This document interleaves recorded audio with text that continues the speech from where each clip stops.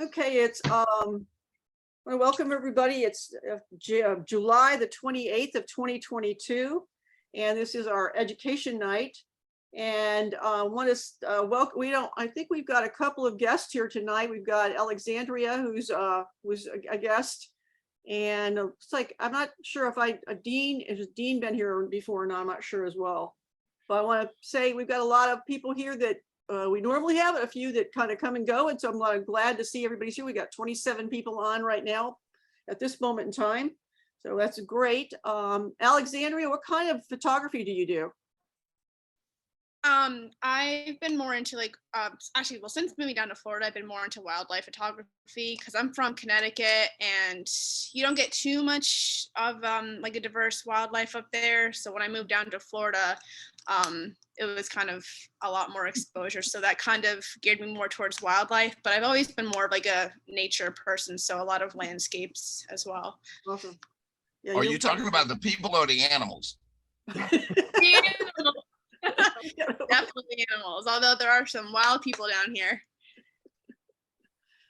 Awesome. And we got Dean on. Is Dean, what kind of photography do you do? You know, if you think. Hi, good evening, everyone. I'm in Princeton, New Jersey. Wow. I'm a friend of Leon Robinson, and he's connected me to the group, and I'm more an event photographer. I do more events, weddings, and people photography. Okay, we do a little bit of that. We don't do a ton of it, but we do. Everybody pretty much does take some people pictures now and then. You know how it is. Yeah, it looks like Lee Wynn got in here. She had a makeup pickleball match. It looks like she's made it in, so that's good. Okay. Couple announcements. We do have our outing at the James Museum in downtown St. Petersburg tomorrow, or not tomorrow morning, Saturday morning. And those of you who have signed up, I need you there no later than 9:40, because I have got to collect the $15 from each person, and I have to pay for everybody at one time when we first go in at 10 o'clock. We have 2 docents set up for us, so that should be good.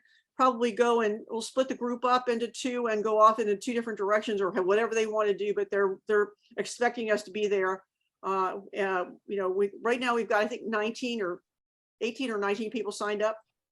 So if there's anybody else that wants to go and didn't sign up, let me know before we sign off tonight, and so that I know that, to be looking out for you tomorrow.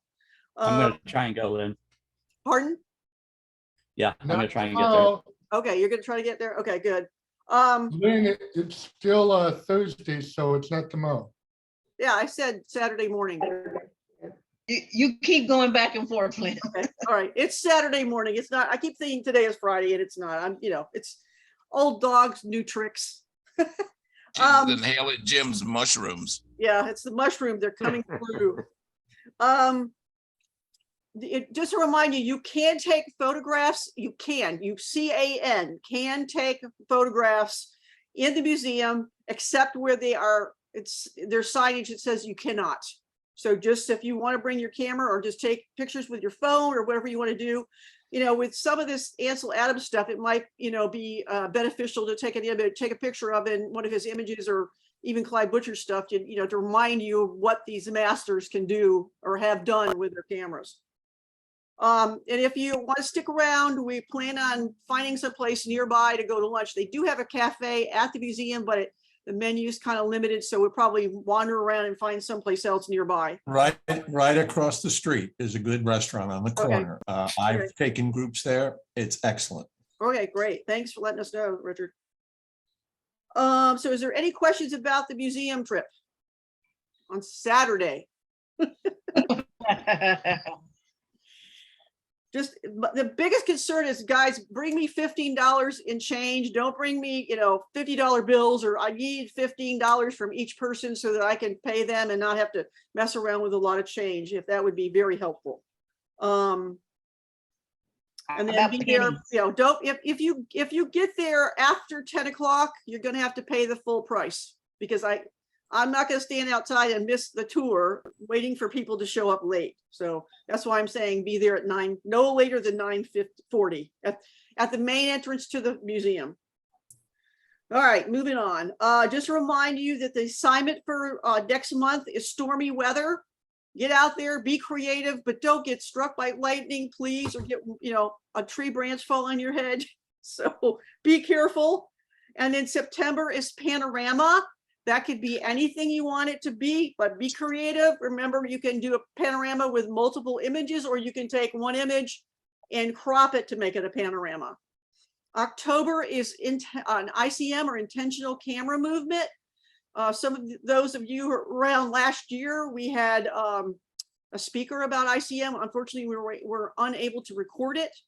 There is a lot of information out there on the internet about ICM if you're not familiar with it, and it's a lot of fun. It's something you can do with your phone, you can do with your camera, and it's kind of a cool way just to mess around and do crazy things. Anyway, November, the assignment is fall colors. So again, be creative. Education nights. Next month, August, is what we call Peer and Beer.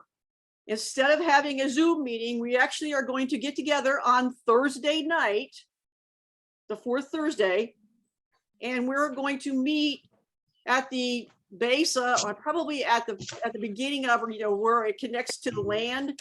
I think there's a museum right there on the corner at the pier. I think that's where we met last time. There's a sidewalk that goes up the St. Pete Pier, and there's we'll be at the beginning of that, somewhere in that area there. Anybody had any Where the bathroom is? I think there's a bathroom building right at the beginning of the pier part. But you can actually park right on the pier. It's a Thursday evening, so it shouldn't be too busy. The last time we went, I think we went on a Tuesday night, or maybe it was a Thursday night, I don't remember. But during the week, it's not bad, and you actually can drive right out onto the pier, and there's a big parking lot on the pier. And you can, if you have Park Mobile, you can use that, or you just, I think there's a pay machine there. Easiest thing to do, and then you'll walk back. I don't know if that's the case. If people are going to park at the pier, though, maybe we should meet a little further in.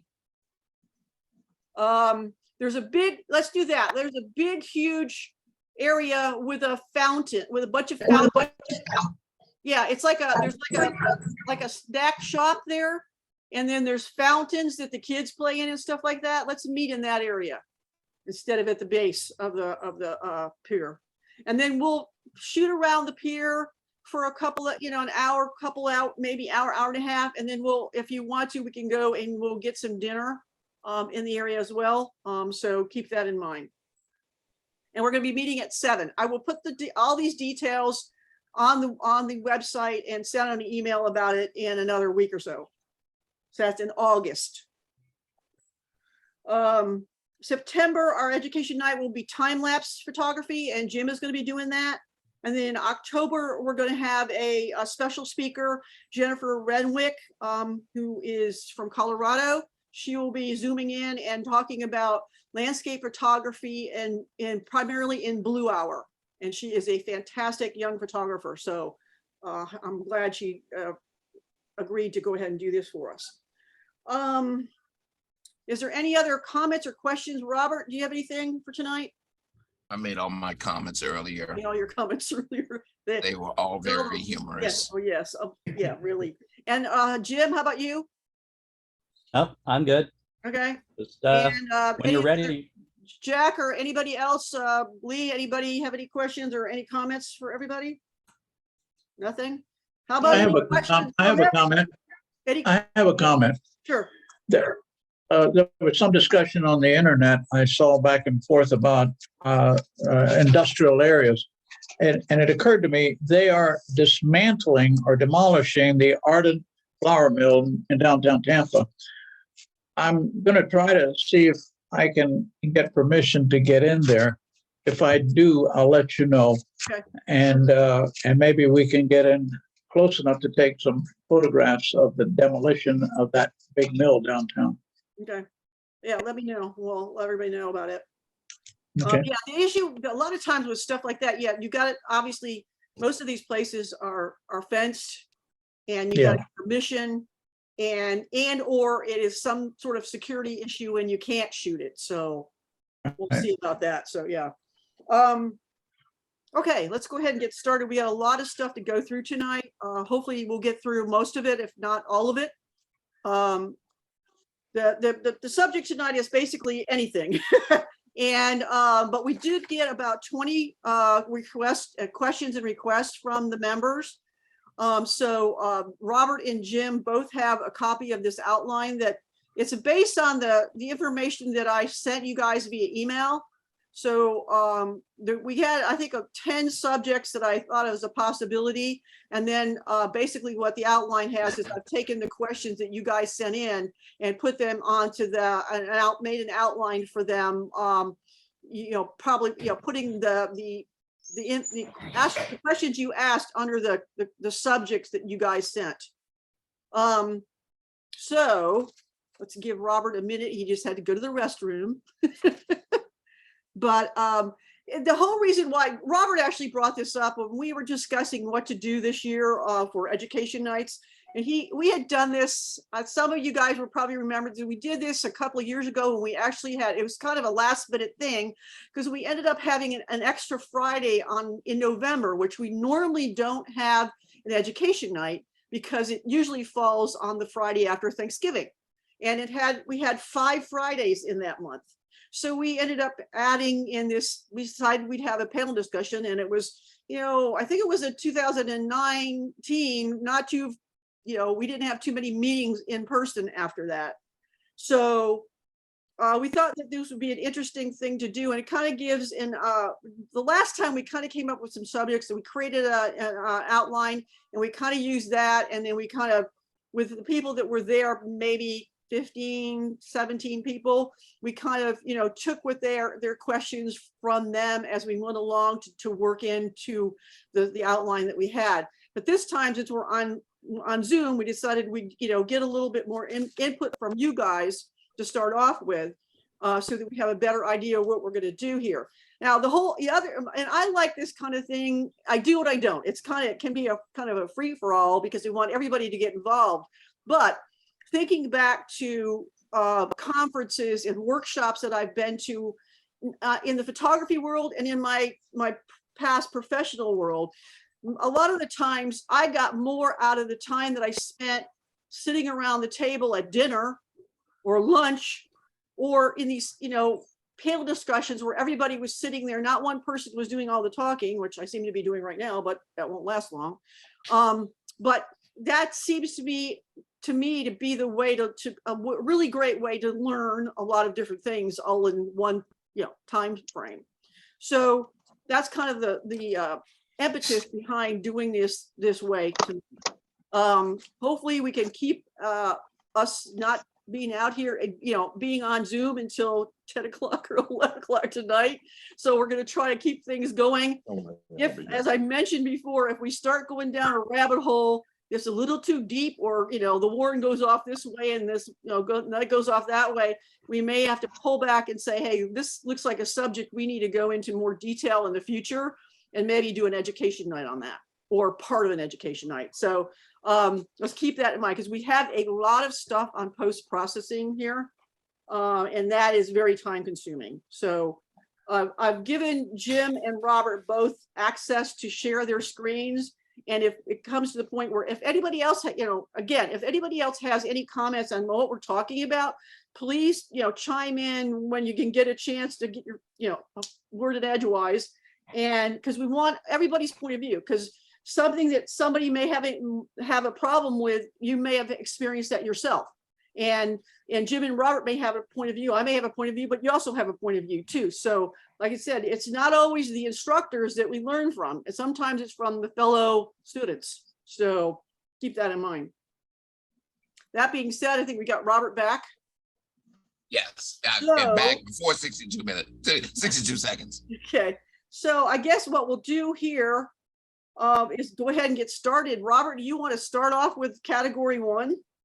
Which is creative process before hitting the shutter. Yeah, I looked at that and I'm not quite sure as to what that means. In the advertising world or in the commercial world, a lot of things are already predetermined prior to you getting there. Meaning that if you're shooting for someone and you're shooting for some product, then the creativity is determined. You are the determining photographer based on the images they've seen of your work. So generally, it's already determined. Now, when it comes to the creative process before shooting the picture, I'm not sure if there really is a creative process. I think that people photograph what they photograph. They like what they like. The problem is that we stop there with the camera. And I'm a big proponent of post-processing in order to bring about an actual vision of what it is that you were intended to say about your work. Yeah, I agree Can I with that. chime in now? Yeah, go ahead, Jim. Yeah, expanding on what Robert was saying. Yeah, in the commercial world, the client is determining what they want for the shot, for the most part. Not a lot comes from the photographer. It's written by the client, the art director, the art department, whatever. However, I think whoever asked this question related to photographing self, artistically, creatively, personal work, that's a very different subject. And me personally, when I'm doing that, it's often not so much a case of, oh, I like that, and I see that, and I'm just going to take a picture and just reproduce what I saw.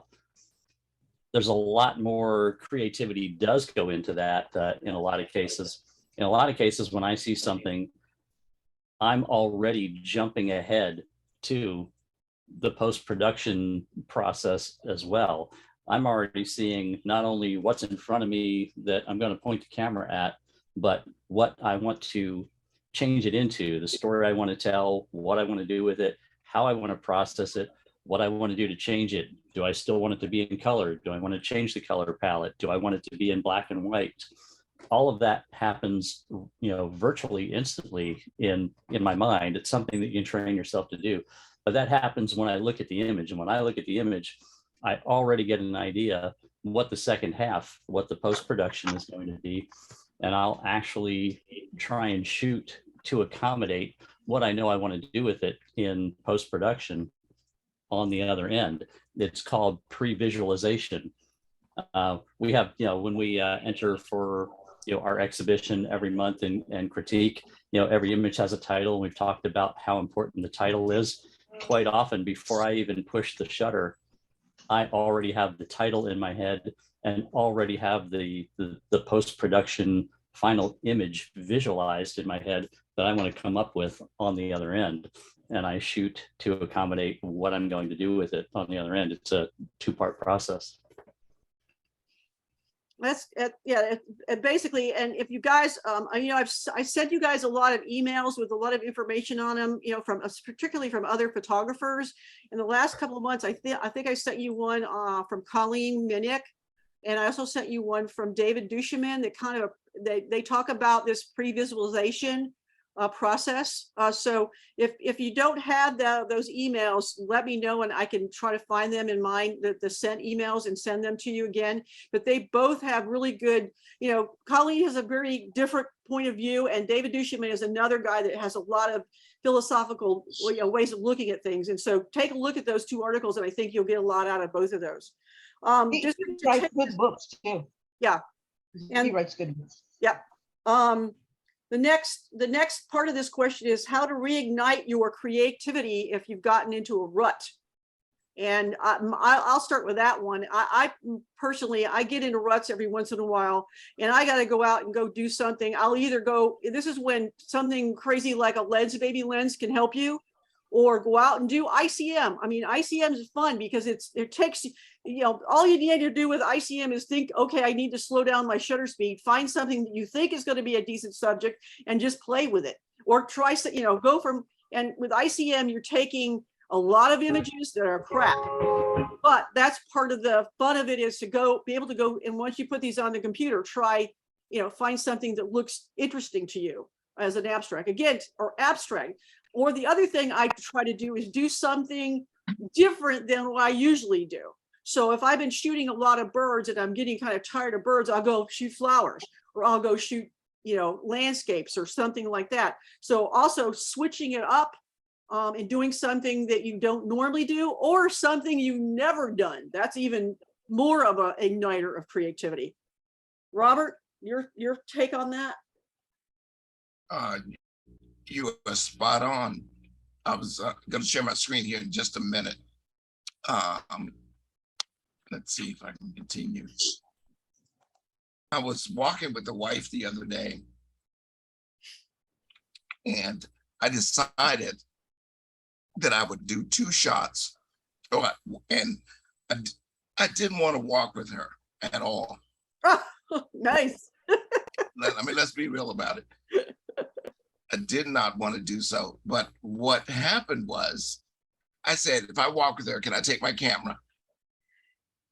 And she agreed. And I said, okay, when I do it myself as a project, I'm going to photograph the first thing that catches my eye.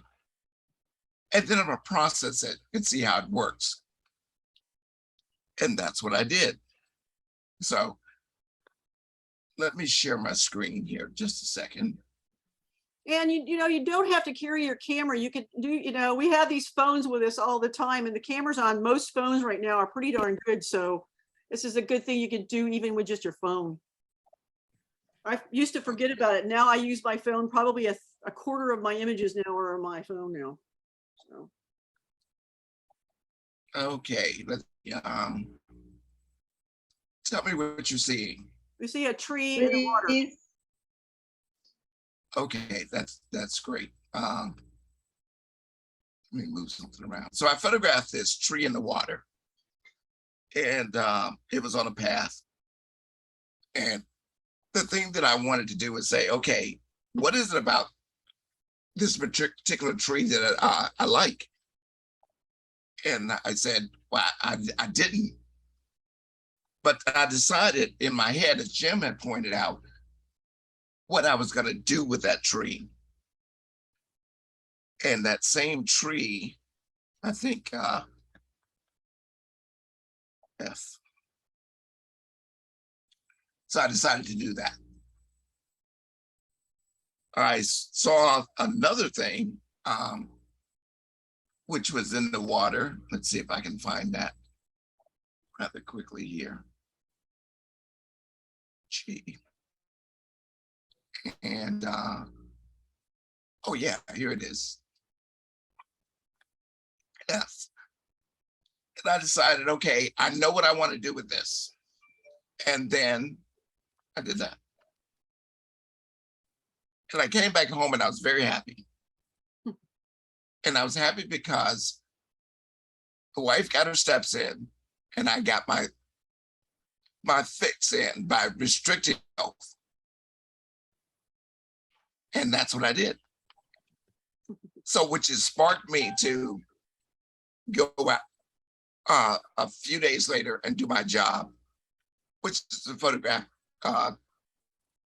dental lab people. And I had a whole new vision in my head. So I was creatively stoked. So there you go. Jim? Yeah, I have something completely different to throw at you on that. Another great way to spark your creativity is buy or get your hands on a piece of new or different equipment. You know, it doesn't have to be expensive. It doesn't have to be a new camera or a new lens. You know, get a new filter. Get a variable ND filter. Get a polarizing filter. Get some accessory. Get a new inexpensive flash. Any kind of new piece of gear. The process of learning about it and learning what to do with it will always spark your creativity when you start thinking about, okay, now I have this, what can I do with it? That always gets your mind working and gets you going on things. I've I've been over the last couple of months, acquiring some new equipment, and I was in a rut up until that, but new equipment has re-sparked some creative energy in me. Yeah, and you could buy, there, a lot of cameras have the ability to, with a converter, use some of these old lenses. Mhm. And so that's, and some of them are, you could recreate some of that old lens look in some, plug-in programs, but it's a lot more fun sometimes just to go out and try it. And that's where Lens Baby has a lot of capability in that way. So the Lens Baby, if you're not familiar with, they're basically all about distorting things and making things out of focus. And so you kind of have to let loose, which is not easy for people that like things to be in focus, but that's another way, again, to try to reignite your creativity, is go out and do something, like, again, I said, totally different than what you're normally doing. So, I love to throw curves. Alexandra, you're the youngest person in this entire group. And I want to know, because we've seen it all and we've done it all, what do you do in order to spark creativity? Well, that is why I'm here, because I've been trying to get back into photography since I was in college. Because I started doing this in high school, because one of a class I offered in high school was a photography class. I learned all about Photoshop, digital cameras, film cameras, and it was great. And I'm trying to buy new lens myself. I want to get a Lens Baby because I used one in high school and it was so cool, and I don't have my pictures from it anymore. Unfortunately, I must have deleted them. So that's what I'm trying to do, is to get some new lenses, because I just been using the same lenses for years. I just got a 600mm lens last year, so that kind of sparked a little more creativity, because I was able to do more like close up, especially with the wildlife down here. There's so many birds across from where I live, so that helped a little bit. So one of the things that I like about what Valerie said last week, when we were talking, she said, I don't really concern myself with certain things, technical aspects of photography. Am I misquoting you, Valerie? Valerie from California, am I misquoting you? No, I said they don't know how to use the camera. Right, but you do know how to see. Yeah. And sometimes we get caught up in technical aspects of what we need to do and how we need to do it. That a lot of times we just, the creativity happens because we fail to see. We don't want to go back and process the image and do all these things. And I like the fact that what you were saying is that sometimes we have to free ourselves of all of these predetermined ideas of what other people are going to say about our images, which puts us in a rut, because we tend to want to be able to be impressive to our peers. Does that make sense, Richard? Yes. yeah. There you go. Hey, building on that, Okay. if you want to just see and shoot and free yourself from a lot of that technical stuff, look behind me back there, get an old Polaroid, and there's companies making film for them, or get a new one, get a new instant film camera, point it, shoot it, a print comes out.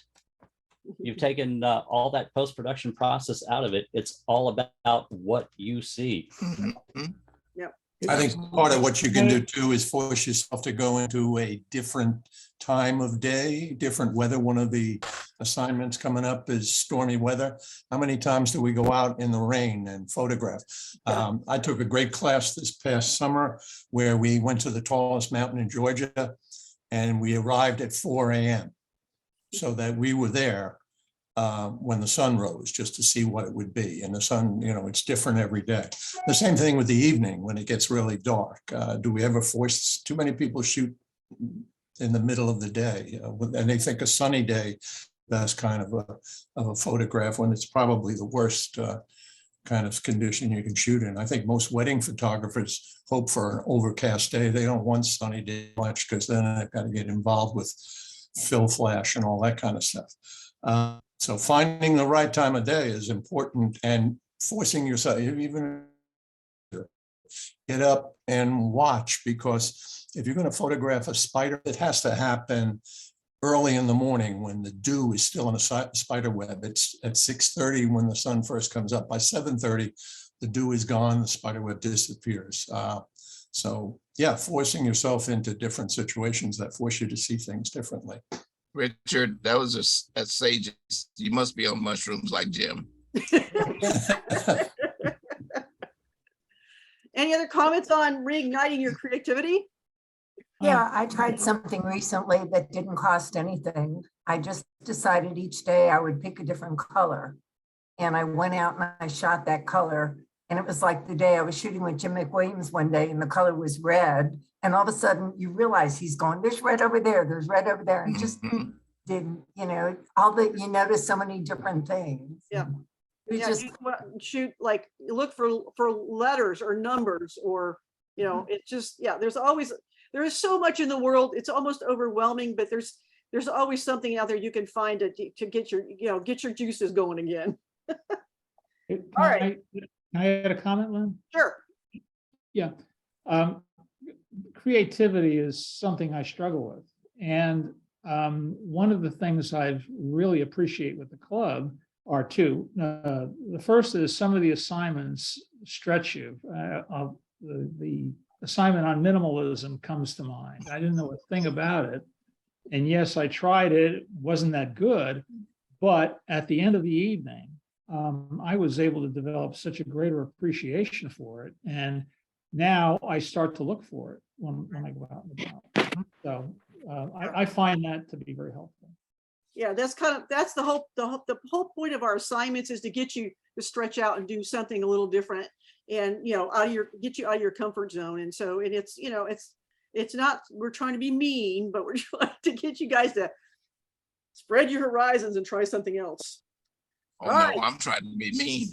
Yeah, you're just trying to be mean. I know. Let's move on. Yes. We're going to go into the next one. This is going to be a little more technical. Strategies, recommendations, and suggestions on how, where you back up your photo collection.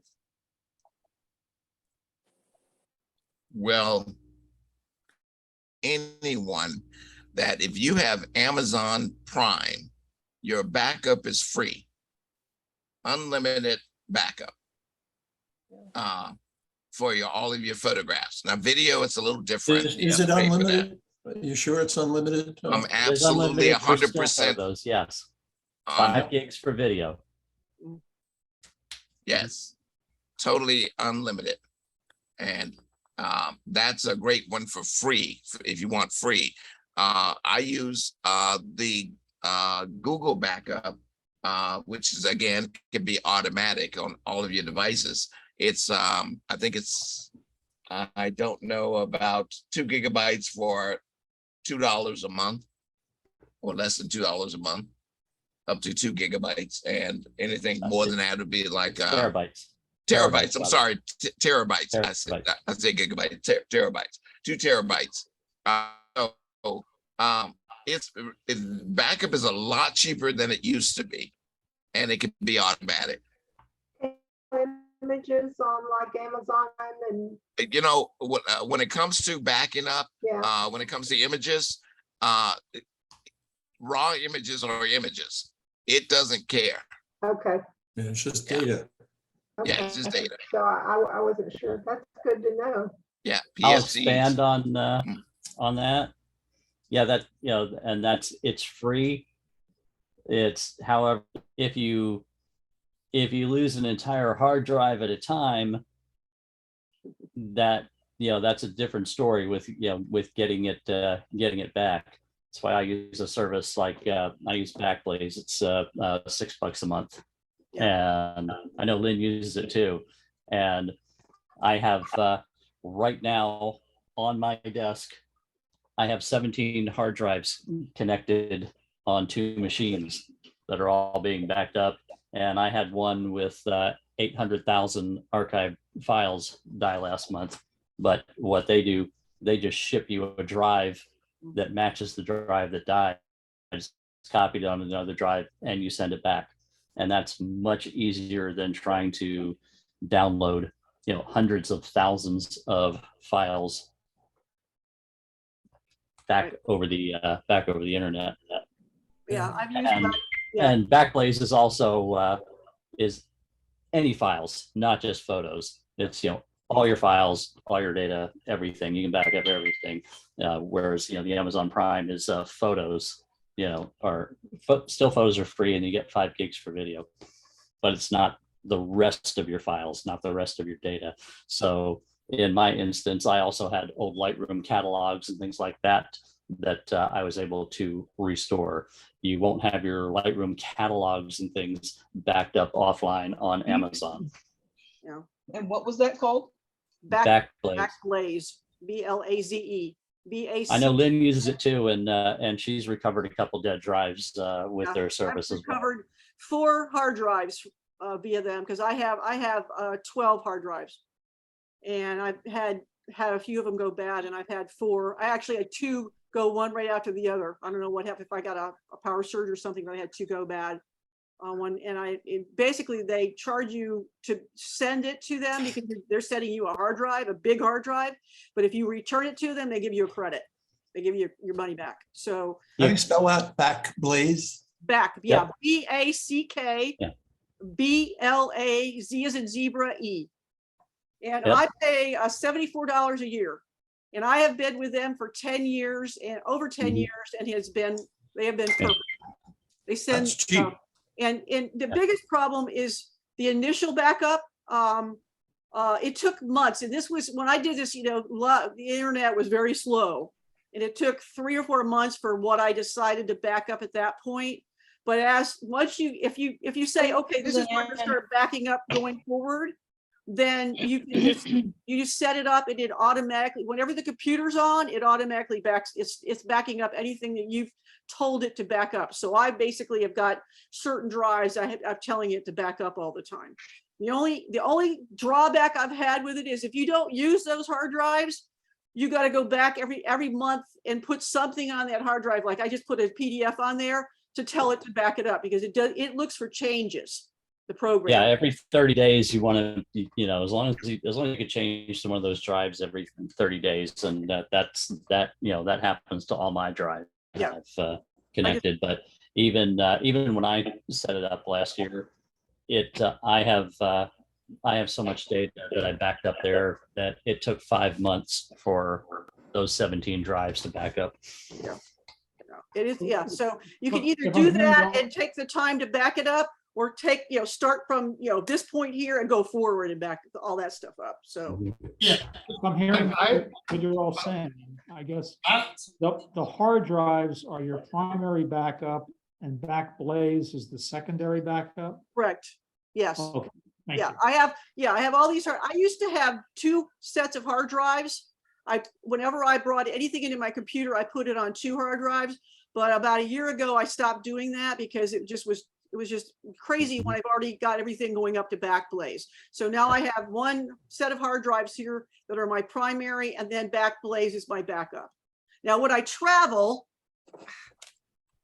I carry these little SSD drives. SSD drives. SSD, I'm sorry, SSD. And they're tiny And very fast. and very fast. They're really small. So see that? Mhm. It's Yeah. less than the size of my hand. And when I travel, I have 2 of these, and I back up everything on 2. And then when I get home, I just put it all onto my desktop when I get home. So I use these when I'm using my laptop when I'm traveling. But yeah, so everything goes on the main, and then everything. Then it's within. If I go on a trip, like I just got back and I had 4,000 plus images from my trip to UK. It took about 3 days for those images to get up to Backblaze. So yeah, I use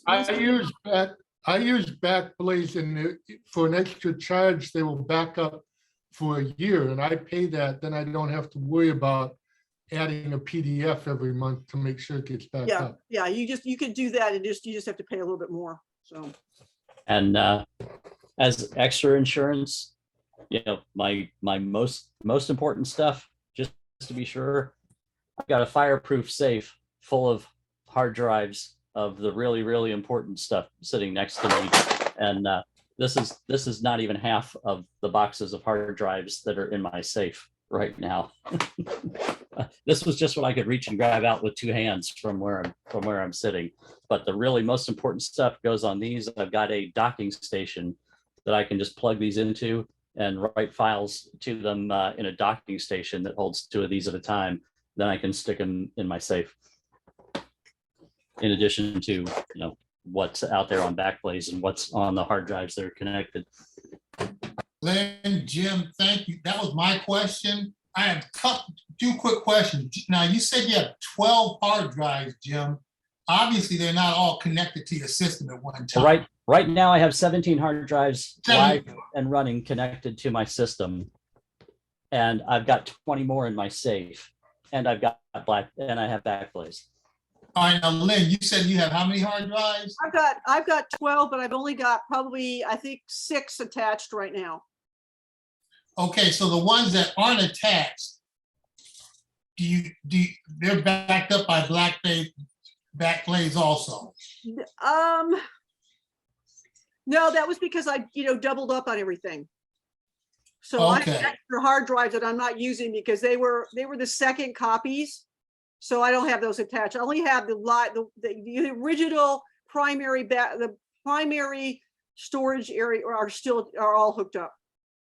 And the last question, Jim, Lynn, and anybody else, is your primary drives SSD or you still have the older, whatever you want to call them? Mine are like. I have a mixed bag. Yeah, me too. I've been converting to SSDs, but I've got what's connected right now is about 1/3 SSDs and about 2/3, old-fashioned hard drives. Yeah. Okay. All mine. I think I have 1 SSD, and the rest of them are all regular, like Seagate and LaCie hard drives. Yeah. I'll tell you one other thing that I do, just as extra insurance, because it also takes it can take some time.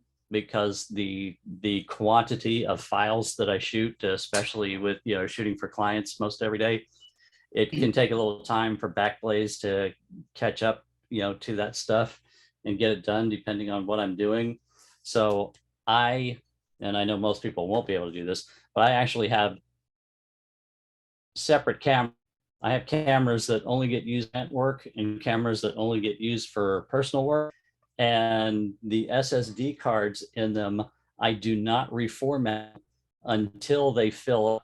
So that way I'll have 4 or 5 days of client work on a card and have it on that SD card in that camera that hasn't been used for personal work, because that'll be a separate camera. And then that gives me time, by the time it's time to reformat that card, that Backblaze will have most of that, back.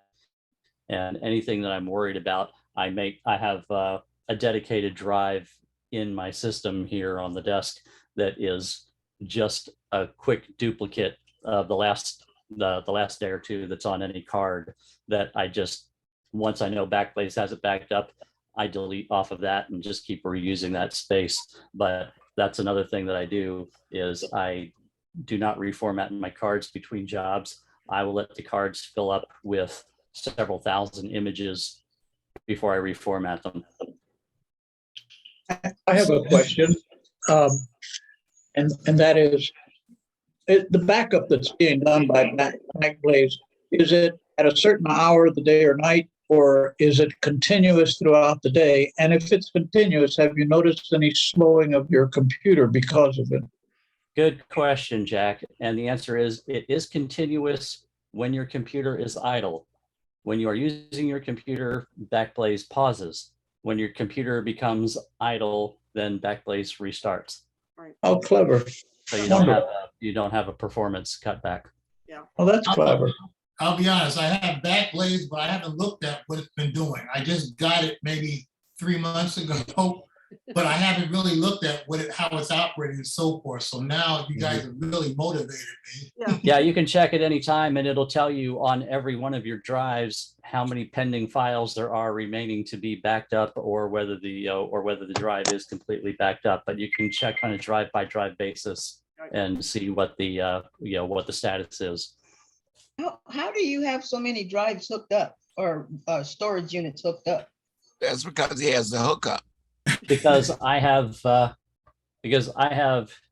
two desktop computer towers sitting here and multiple 10-port USB hubs also, and the machines themselves each have 6 to 10 USB ports plus hubs plugged in, and there is about a million miles of USB cable on my desk over here next to me, connected to drives and drives and drives and drives.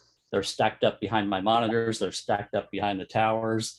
They're stacked up in the corner with a million miles of cable, running to a bunch of hubs Same here. and into the two towers, which are Okay. networked together.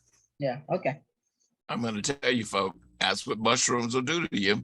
Yeah, get your bunch of lawyers. Okay, guys, let's move on. This is going to be the longest one, so we need to kind of keep this as quickly as as succinct as we can. I know post-processing is not an easy thing, but we've got a lot of questions on post-processing. So the first one is what are the best Lightroom settings for files exported for web view and print view, especially prints to third-party labs?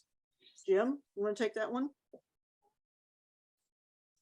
Sorry, was reading a text. We're at the Post-processing number A. post-processing Lightroom setting.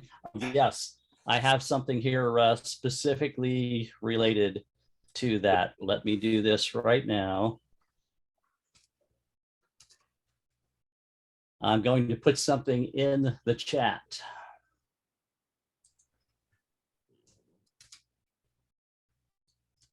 So if everybody opens their chat, there's a link there.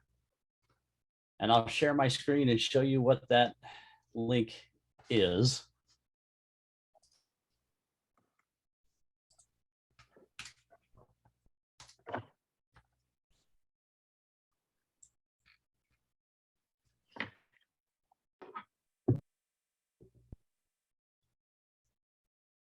All right, I've got 3 monitors here. Let me find the right screen.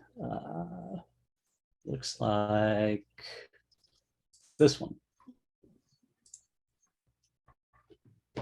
The web size stuff, it all depends on where you're sharing it on the web. And that link I just sent will take you to this page, which has all the appropriate image sizes for all the big social media services, as of 2022.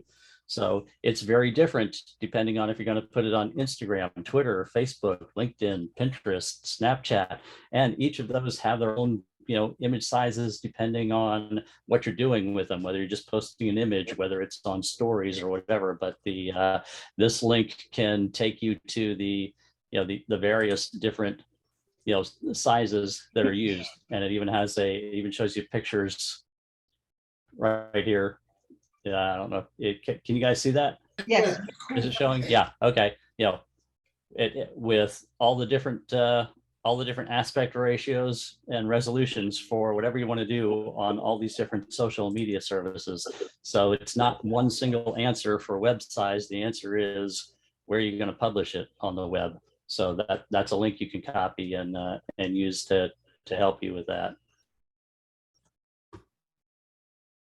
That's cool.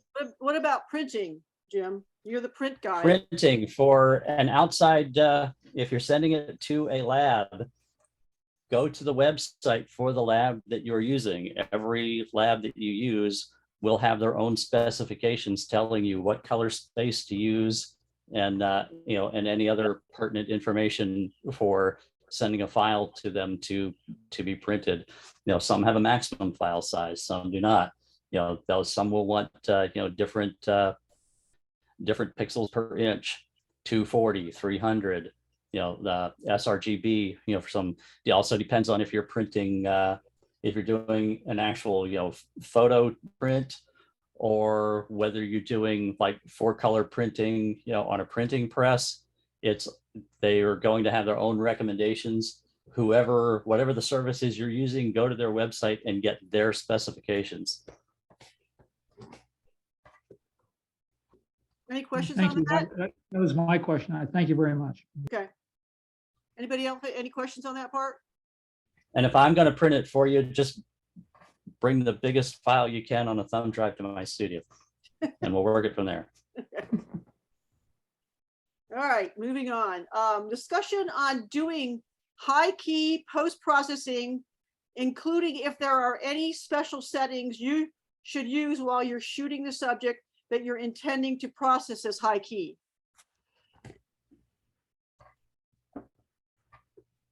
Most of mine that are like that are high key, are actually an accident. I usually end up, What is high you know, key?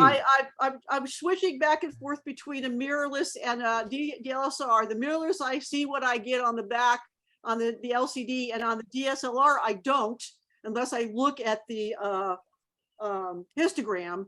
And sometimes I forget to do that. And I'm shooting away, and I look at the, suddenly, because I am not a big chimper. And so I suddenly look at the back of my camera and realize everything is overexposed.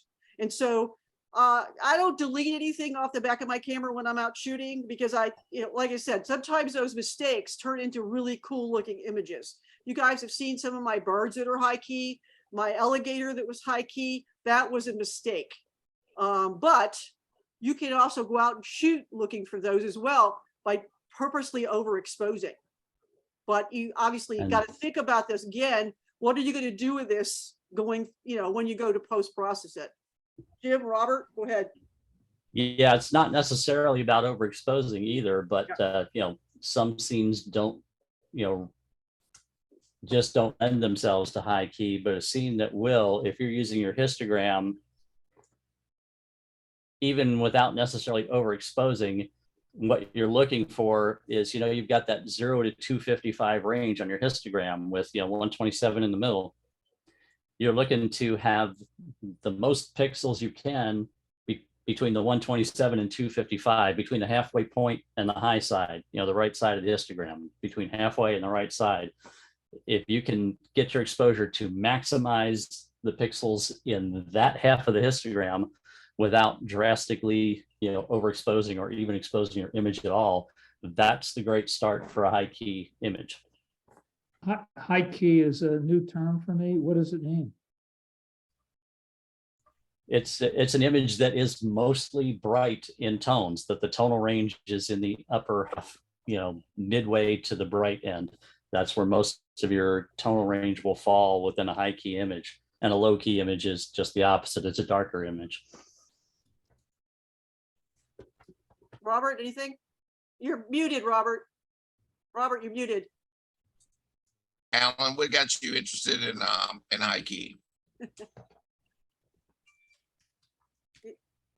I've never heard the term before, Robert, and did not know what it was. Yep. Okay. Someone said something about SSD as well. We all know that that's solid state drive, right? Yeah. Okay. Just I know we throw out these acronyms and we assume that everybody knows, but yeah, so high key, and you if you are familiar with Nick, the Nick collection of plugins, they actually have a high key preset in there that's actually pretty good if you want to play with it, just to see what it does to your picture. So you actually can post process to go in that direction as well to a certain degree. You can also duplicate your image layer in Photoshop and use screen blending mode to put yourself down that road as well. Yeah, there's a lot of different ways. Interesting. Okay, next question. Discussion on various cropping modes there are in Lightroom and suggestions on how to crop properly. I always have trouble with how much to take off.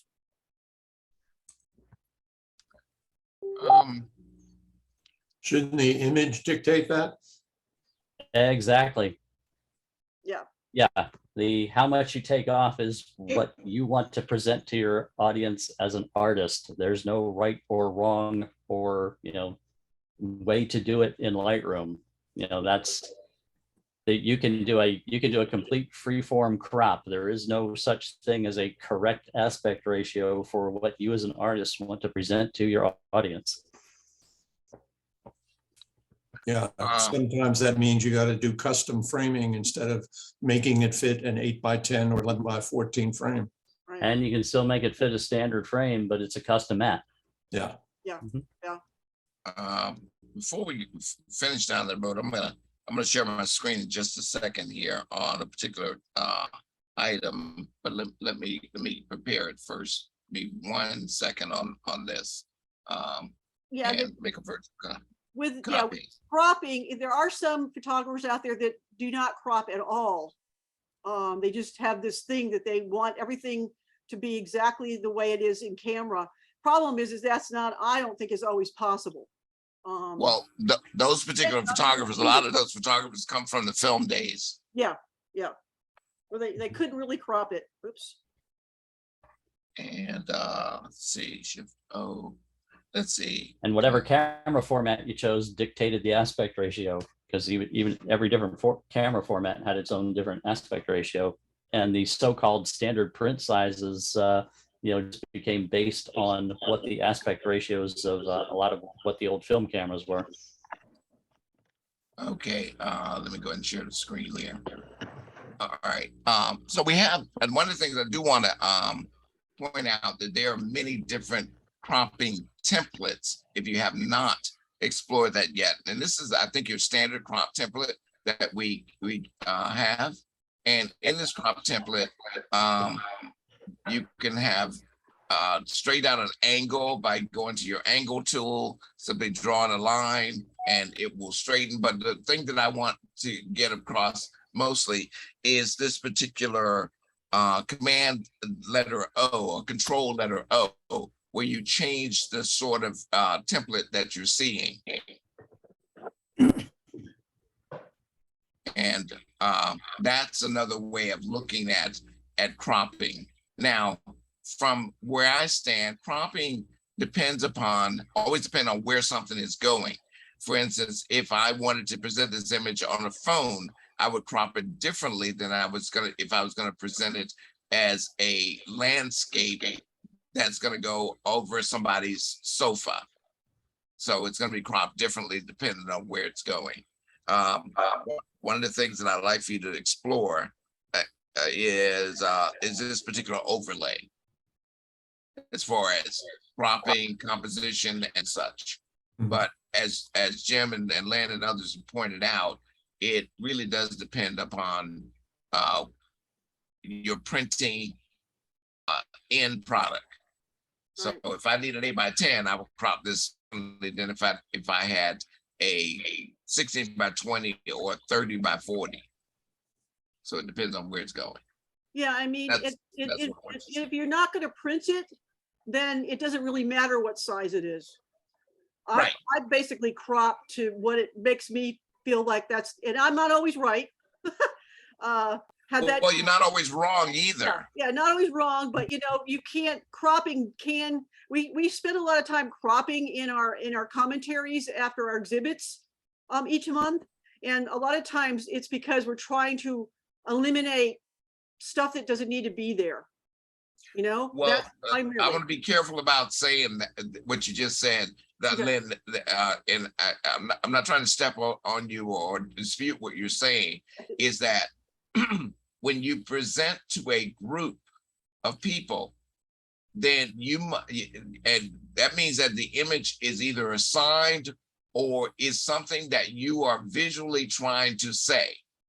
And if you're trying to say something, then a lot of times that's when I'll just say, well, then crop this out of it. But if you're saying nothing, then you'll find that Jim will chop it into pieces and I'll chop it into even smaller pieces if you don't know what it is that you're wanting to say. Right.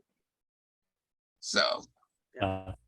Another thing to be aware of too with the pre-visualization is if you're shooting with intent for an end use, if you already know that you have a client that requires something, or that you intend to use this just on your web page or in a gallery, or whether this is going to be a Facebook banner image, whether this is going to be a header on your LinkedIn page, something like what the dimensions are, you're going to use this for wallpaper on your widescreen computer monitor.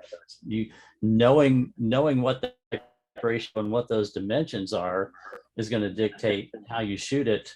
And you are going to probably, in some cases, have to include more if it's going to be a panoramic or a stretched format or a banner that you're going to have to chop out it on the end.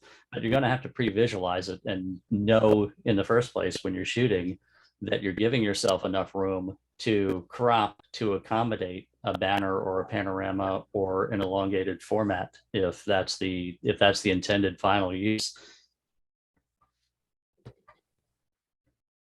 Any questions on that? All right, we'll go on to the next one. This one's a little more complicated. How to blend in areas and still keep the textures, the best brushes to use. I assume this is like in Photoshop.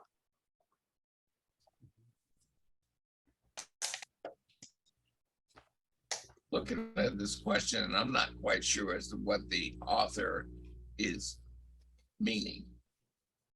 I think this was from Helga, and she's not here tonight, so I can't get more clarification. Or is there somebody else here that gave us this question? I'm suspecting maybe the question has to do something with possibly like cloning or masking, in which case Photoshop has there's thousands of brushes you can acquire and use in Photoshop, and it's such a wide open question. What you're trying to blend, the textures of what you're trying to blend is going to dictate the shape of the brush, whether it's a custom shape, whether it's round, whether it's square, and whether you're going to use a soft brush or a hard brush.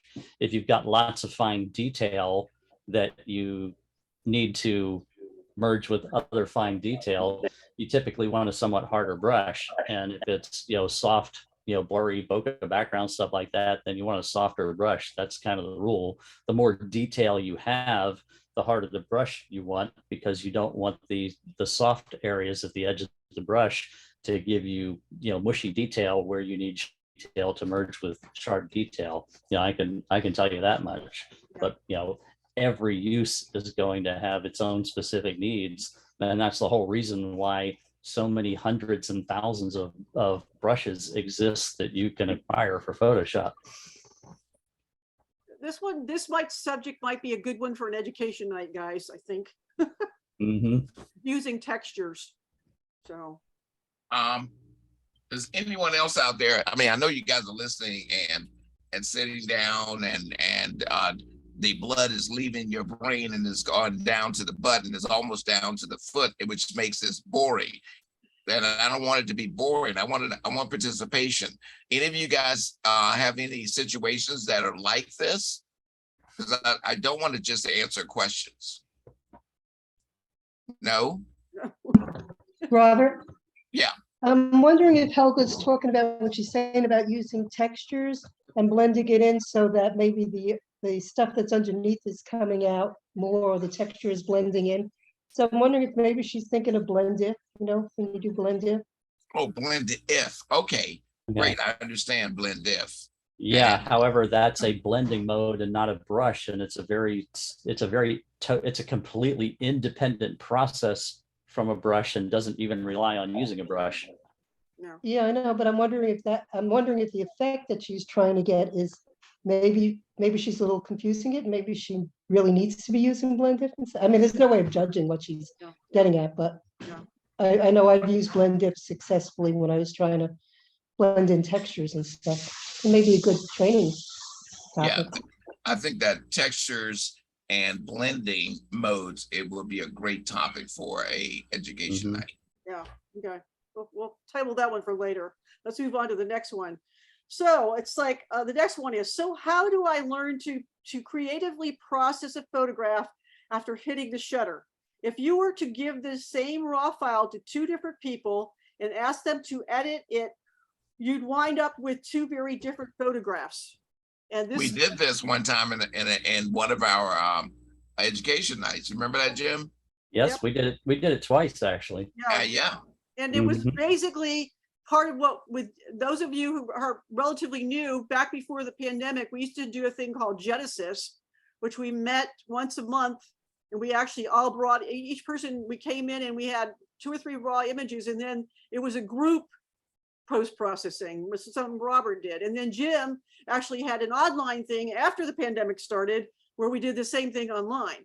So and I think this is we were talking about this today at lunch, that this might be another time where we give everybody the same raw image and everybody processes it for one of the education nights. Yeah, we did that twice in the past. It was called the raw file exchange. Yes, that's exactly Everybody's right. donated raw files, and everybody had to do their own take on a raw file. And so we had a dozen, 15 different variations of every raw file. And Jan, are you here? She was here. Oh, Jan. Jan is here. You're muted. Jan, Yeah. this was your question. So The- what exactly were you trying to get out of this one? So this question actually came out of, I mean, most of you guys remember Bob Ross doing thing. And I remember one time I was watching, this is even before I was in photography, doing photography. I remember one time I was watching him do a show and doing his painting. About 20 minutes through the show, it looked to me like the painting was done, but there was still 10 minutes left to the show. And I'm thinking, what the heck is he going to do for the next 10 minutes? And in those last 10 minutes, he would put finishing time, put some highlights, do some shadows, put some, whatever, that all of a sudden the picture just came to life. And to me, it's like when I'm doing post-processing, I can get myself to the 20-minute point where everything, I can get the cropping, I can get the exposure correct and stuff. And I guess this question was geared towards those last 10 minutes. I'm not an artist. And so this stuff doesn't really come, it's not intuitive to me. And like Jim, you were talking before about pre-visualization, and I think this is part of it as well.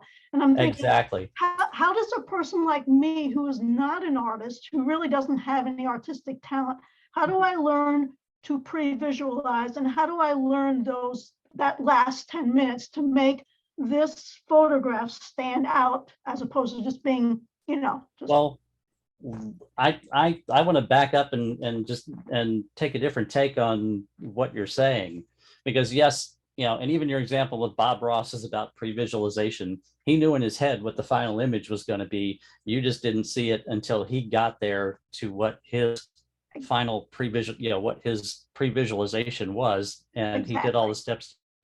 Yeah. Now, in your case, don't put yourself down and say you're not an artist, or you have, to a certain extent, when you're starting to work on that image, you have a pre-visualization to some extent of where you want to go, where you need to take it. You're talking about doing your exposure corrections, this, that, and the other. And then you hit the point where you're saying you don't know what to do with it beyond that. Yep. That's where I say, well, that's at the point where you've reached your pre-visualization. And if you're not seeing in your head somewhere else that you need to go and where you want to go with it, then that is the point when you are done with it and you are presenting what's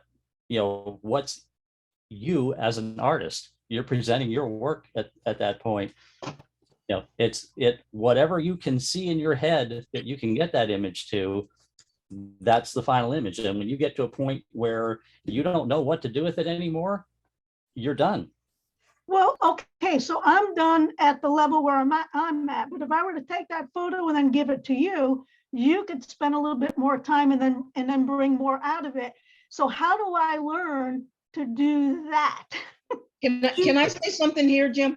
Go ahead, Les. I'm kind of like her. I know technical things, but I don't have the imagination that some of you guys do. But what I have found is the more I look at things other people did, look at examples of, especially if you look at, this is how it started, the videos on this is how it started, and this is what I came up with. The more you look at those, the more you'll see, and the more you go out. Because before I used to walk around and like, I don't know what the hell I'm going to take a picture of. But then later on, you see more and more things. And I think it's a matter of time and looking at things that you think are good. And I'll expand on that too. At the point where you're at, if you want to expand your own vision and see farther, one of the things you want to do is, like Leslie is saying, start studying, other things, not just what the final images are that people are presenting, but just like we do, every week, every month, at the exhibition meetings, the old competition meetings, is where we say, okay, and here's what we do to get here, and here's what we do to get there, and just observe that process, start to absorb that process, and remember that, okay, I have an image that is similar to what I saw being done with another image. Can I apply those steps to this and take it to that next step? There is going to be some learning and some studying, and to develop yourself further as an artist and get some inspiration from some other artists and some other sources, not just from the final product, but also seeing, okay, here's the steps of how the image got to that, and absorb all of that. And one thing it does take time too, because I'll tell you, and Robert will tell you, I was the absolute worst at cropping in the very beginning, and Robert liked to tell me that. And but after a while, you hear things like, just like Jim was saying, when they show us in the class, in the meeting, how about this, how about that? Once you see that, and then you'll look at your own pictures and you'll think, ooh, do I need this? Or how about this? How about that? And it is just seeing what people do and what can be with your images. And one of the things that I found that was very helpful, especially in my earlier, the years when I was getting started, was going on workshops or in group where we sit down, we basically all shot at the same place. And then they all sit down and they start processing their images, and we share that. So you could see where they started from, where they ended up. And it was astonishing to me that, 10 people that all were in the same spot came up with such different images, and they ended up with such different post-processing as well. And so that, again, that's another way to increase your, basically, make the curve a little steeper in terms of learning. So, and there's a lot of people out there. Get with me later or tomorrow, Jan, and I'll give you some names of people that that have stuff out there where you can see where they take it from soup to nuts. Basically, they take you through the whole processing thing. So okay, yeah, thanks, Lynn. That's great. Thanks, everybody. Really appreciate it. I gotta have the last word, because that's what I am. I'm ego driven. Now I want you to have a thought process with me and go along. When you go to a house and you're looking for a house, there are certain things you look for in that house. You look for the walls to be upright. You look for the foundation to not be cracked, and you look for the space to be very clean. Yeah, am I close? Oh yeah. All right. Now, and you look for it to meet your price range. So now you say, okay, 10 years later, you got a lot more money in your pocket. You're going to look for a different house. Okay. The reason why you're looking for a different house and you have a lot more money is because you have now grown to see things a little bit differently. Maybe you've traveled and you saw things in a house that were different than what you had in your own house. And you studied that. You went into these places and you looked up and you saw all this beautiful crown molding. And you said, I want that.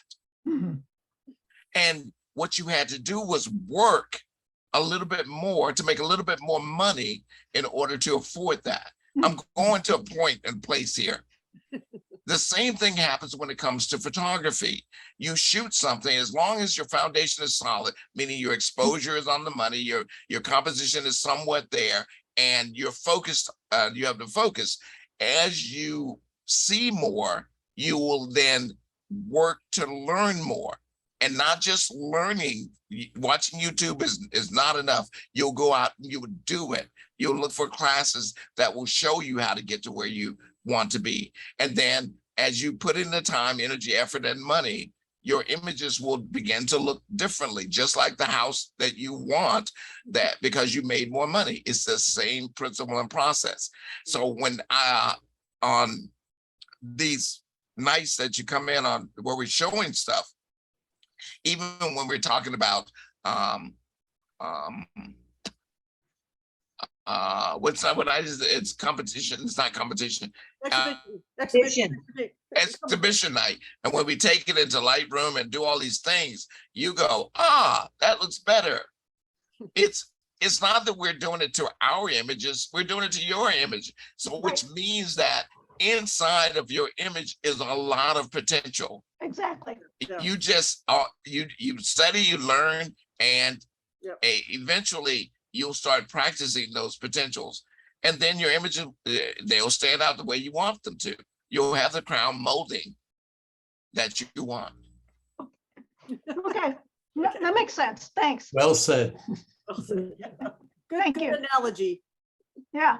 Okay, let's move on to the next one. I don't know if this is, again, another one that might take too much time. An overview of using various groups of tools in Photoshop, i.e. the different selection tools. There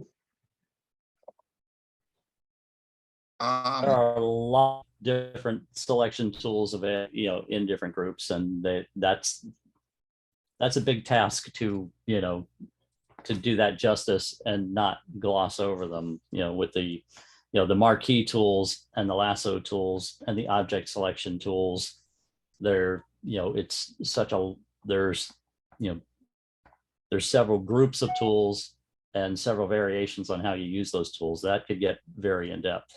That would be a good longer discussion. Yeah. Okay, excuse me, that was my question or my observation. And I think what I was really trying to get at was how do you decide which tool to use? That might be the same question, I don't know. But there are several different ones, and I understand it's a very in-depth topic. But I mean, I find myself very often sitting at home just, well, I'll take a shot at this one, or I'll take a shot at that one. And if it works, hey, good. If it doesn't work, well, I'll try something different. And that, and that's a good way to learn, as well. What works in instances. You have to learn what this? doesn't. Oh, The trial and error method on your own images. You learn the best by doing, but you also might not be aware unless you actually see some examples of what some of the things are capable of doing, to speed up your workflow to know exactly, okay, I want to go first to this particular tool for this particular job. But it really takes going through examples of what each of the tools do and don't do, and and the ways to vary how those tools work to get those ideas. Okay. There are people who walk on hot coals. And you go out, you walk on hot coals and you burn yourself. They don't burn themselves. And then why is it? Because they know what burning feels like. Every time you work with any selection tool, you'll find if it works or if it doesn't work. If it doesn't work for you, you'll move on to the next one. What if it burns? Yeah, that's the one that you can get across the coals without burning yourself. And generally, what it starts off with is, and I'll give you a quick cheat sheet, and that is learn your brush hardness, soft to hard. And when you learn the brush hardness and softness, what you're going to do is you are going to turn in Photoshop to the letter Q. And whatever brush you choose, you're going to paint on your subject, whatever subject it is that you want to mask, that you want to make a change or difference on. And then when you do that, you're going to turn that letter to Q again, and you will have a selection. I'm going to give you an example. I'm going to share my screen again, if I may. And let me find Photoshop. And let's see. I may not even have an image. Okay, let me open up there. Oh, maybe that one's opening. Okay, it might be opening. Okay, great. Oh, it is opening. Okay, great. All right.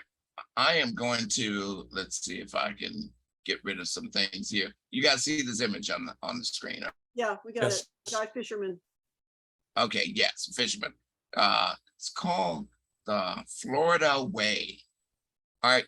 Now, what I said was your brush. Take a brush, and I'm going to let's first of all let me flatten this image just for a second, just for demo purposes.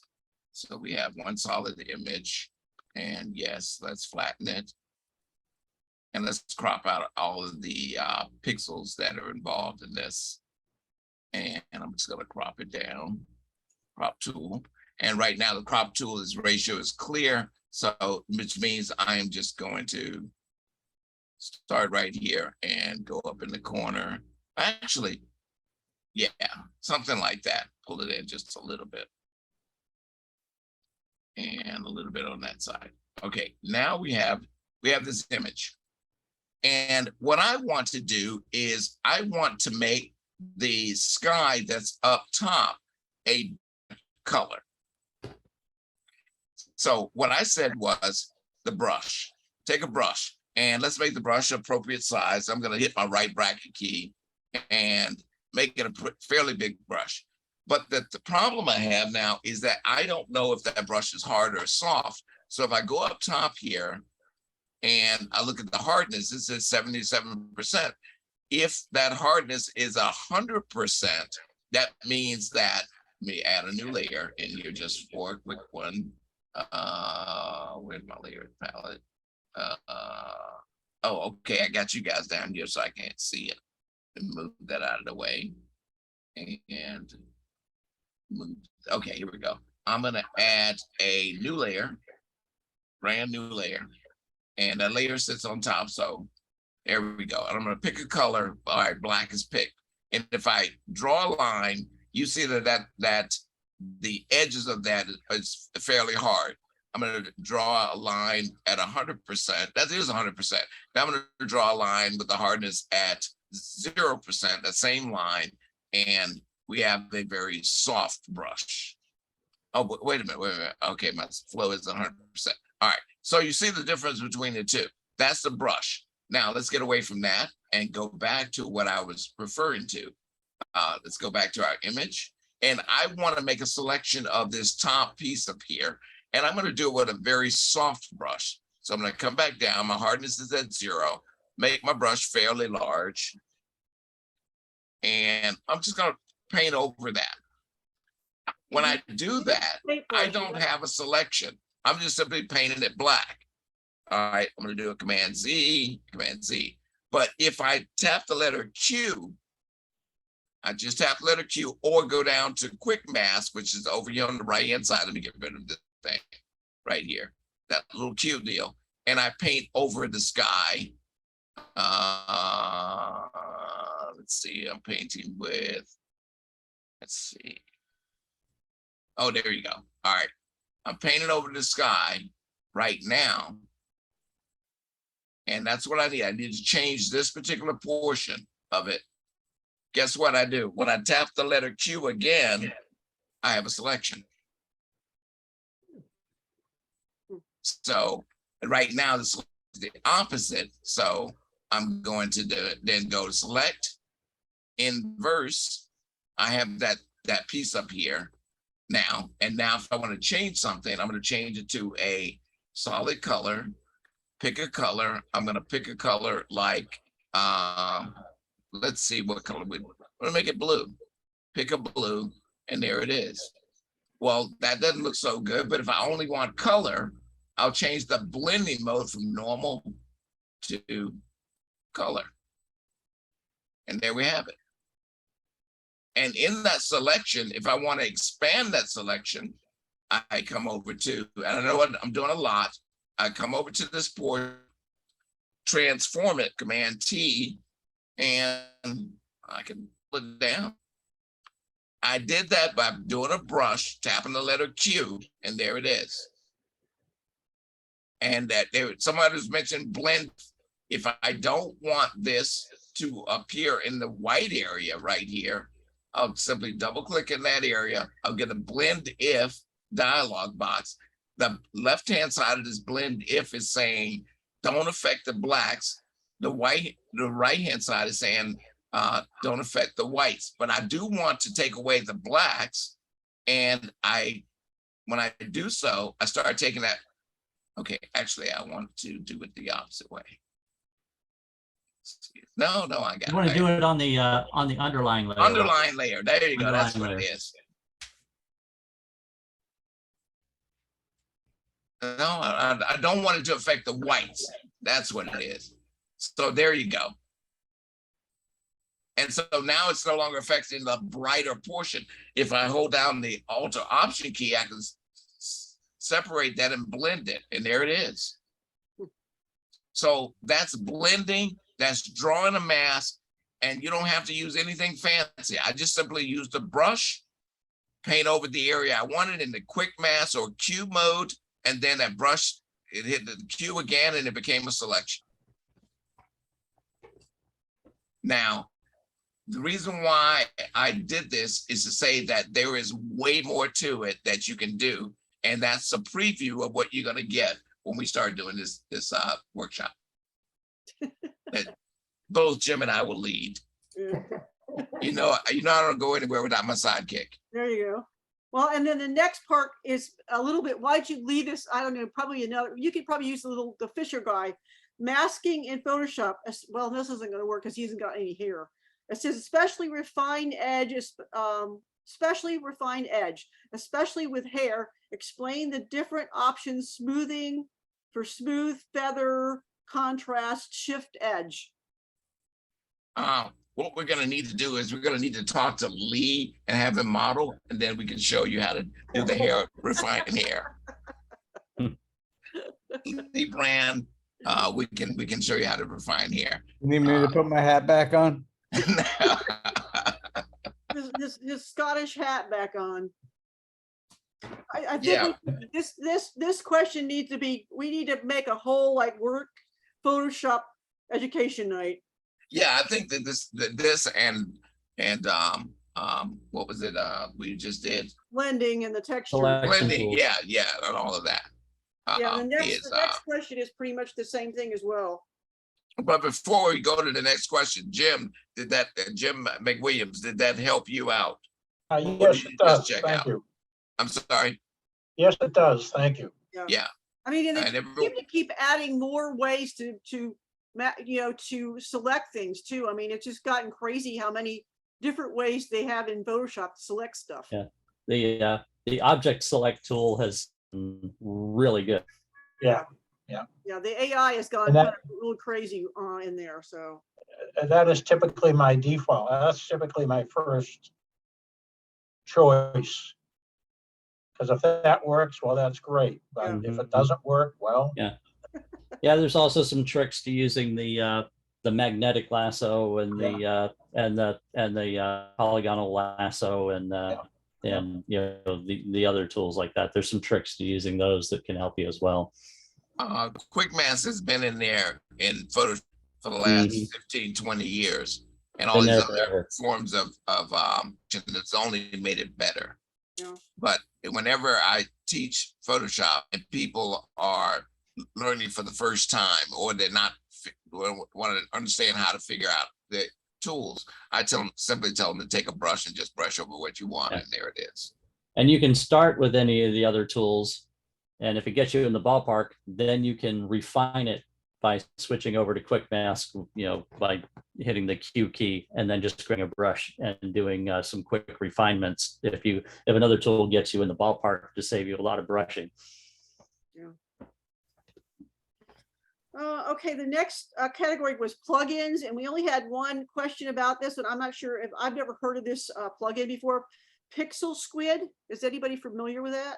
It's too bad Helga's not here, because that would be her bailiwick to explain. She's the one that asked the question, so I'm not sure why she wants explained.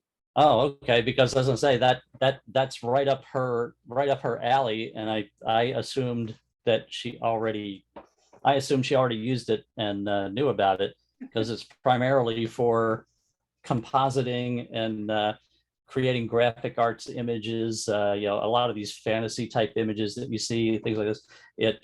It involves inserting objects into a photo that you didn't photograph. They have a library of 3D modeled objects, you know, for, you know, could be anything, could be an animal, you know, person, you know, everyday objects, something that you need to insert into a photograph, you know, especially for commercial work. You know, client says, you know, okay, we need a vase of flowers here or something like that. But you can go into their library, find a three-dimensional object that, you know, matches the criteria of what you need to place into an image. And when you find the object you want, it's fully three-dimensional. You can rotate it, spin it, scale it large, scale it small, twirl it, you know, get it to any orientation you need it to be. And then once you get it to the orientation you need it to be, then you get to download an image of that as you positioned it. And then you have that image downloaded that now you can place into a composite, you know, into another photograph, you know, and work with. It basically lets you take objects and position them how you want, scale them as you wish, and then download a file that then you can composite into another image as needed. That's it in a nutshell. And that's a little more complicated than most of us are interested, but Helga likes to do that, those kind of things with her images. It's yeah, for it's also not cheap. It's Yeah. about $200 a year subscription. Yeah. Helga likes that. So it's mostly used by, you know, it's mostly used, you know, by commercial artists and, you know, commercial photographers for commercial work.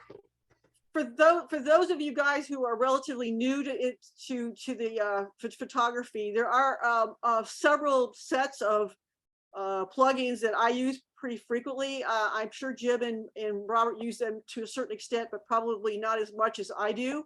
I use, if you have heard of the Topaz Labs, has a good group of stuff that I use. Their couple of their more artistic creative stuff. They have impressions, which makes like paintings, and then Glow kind of adds more lines to things. You can get all kinds of crazy stuff with Glow.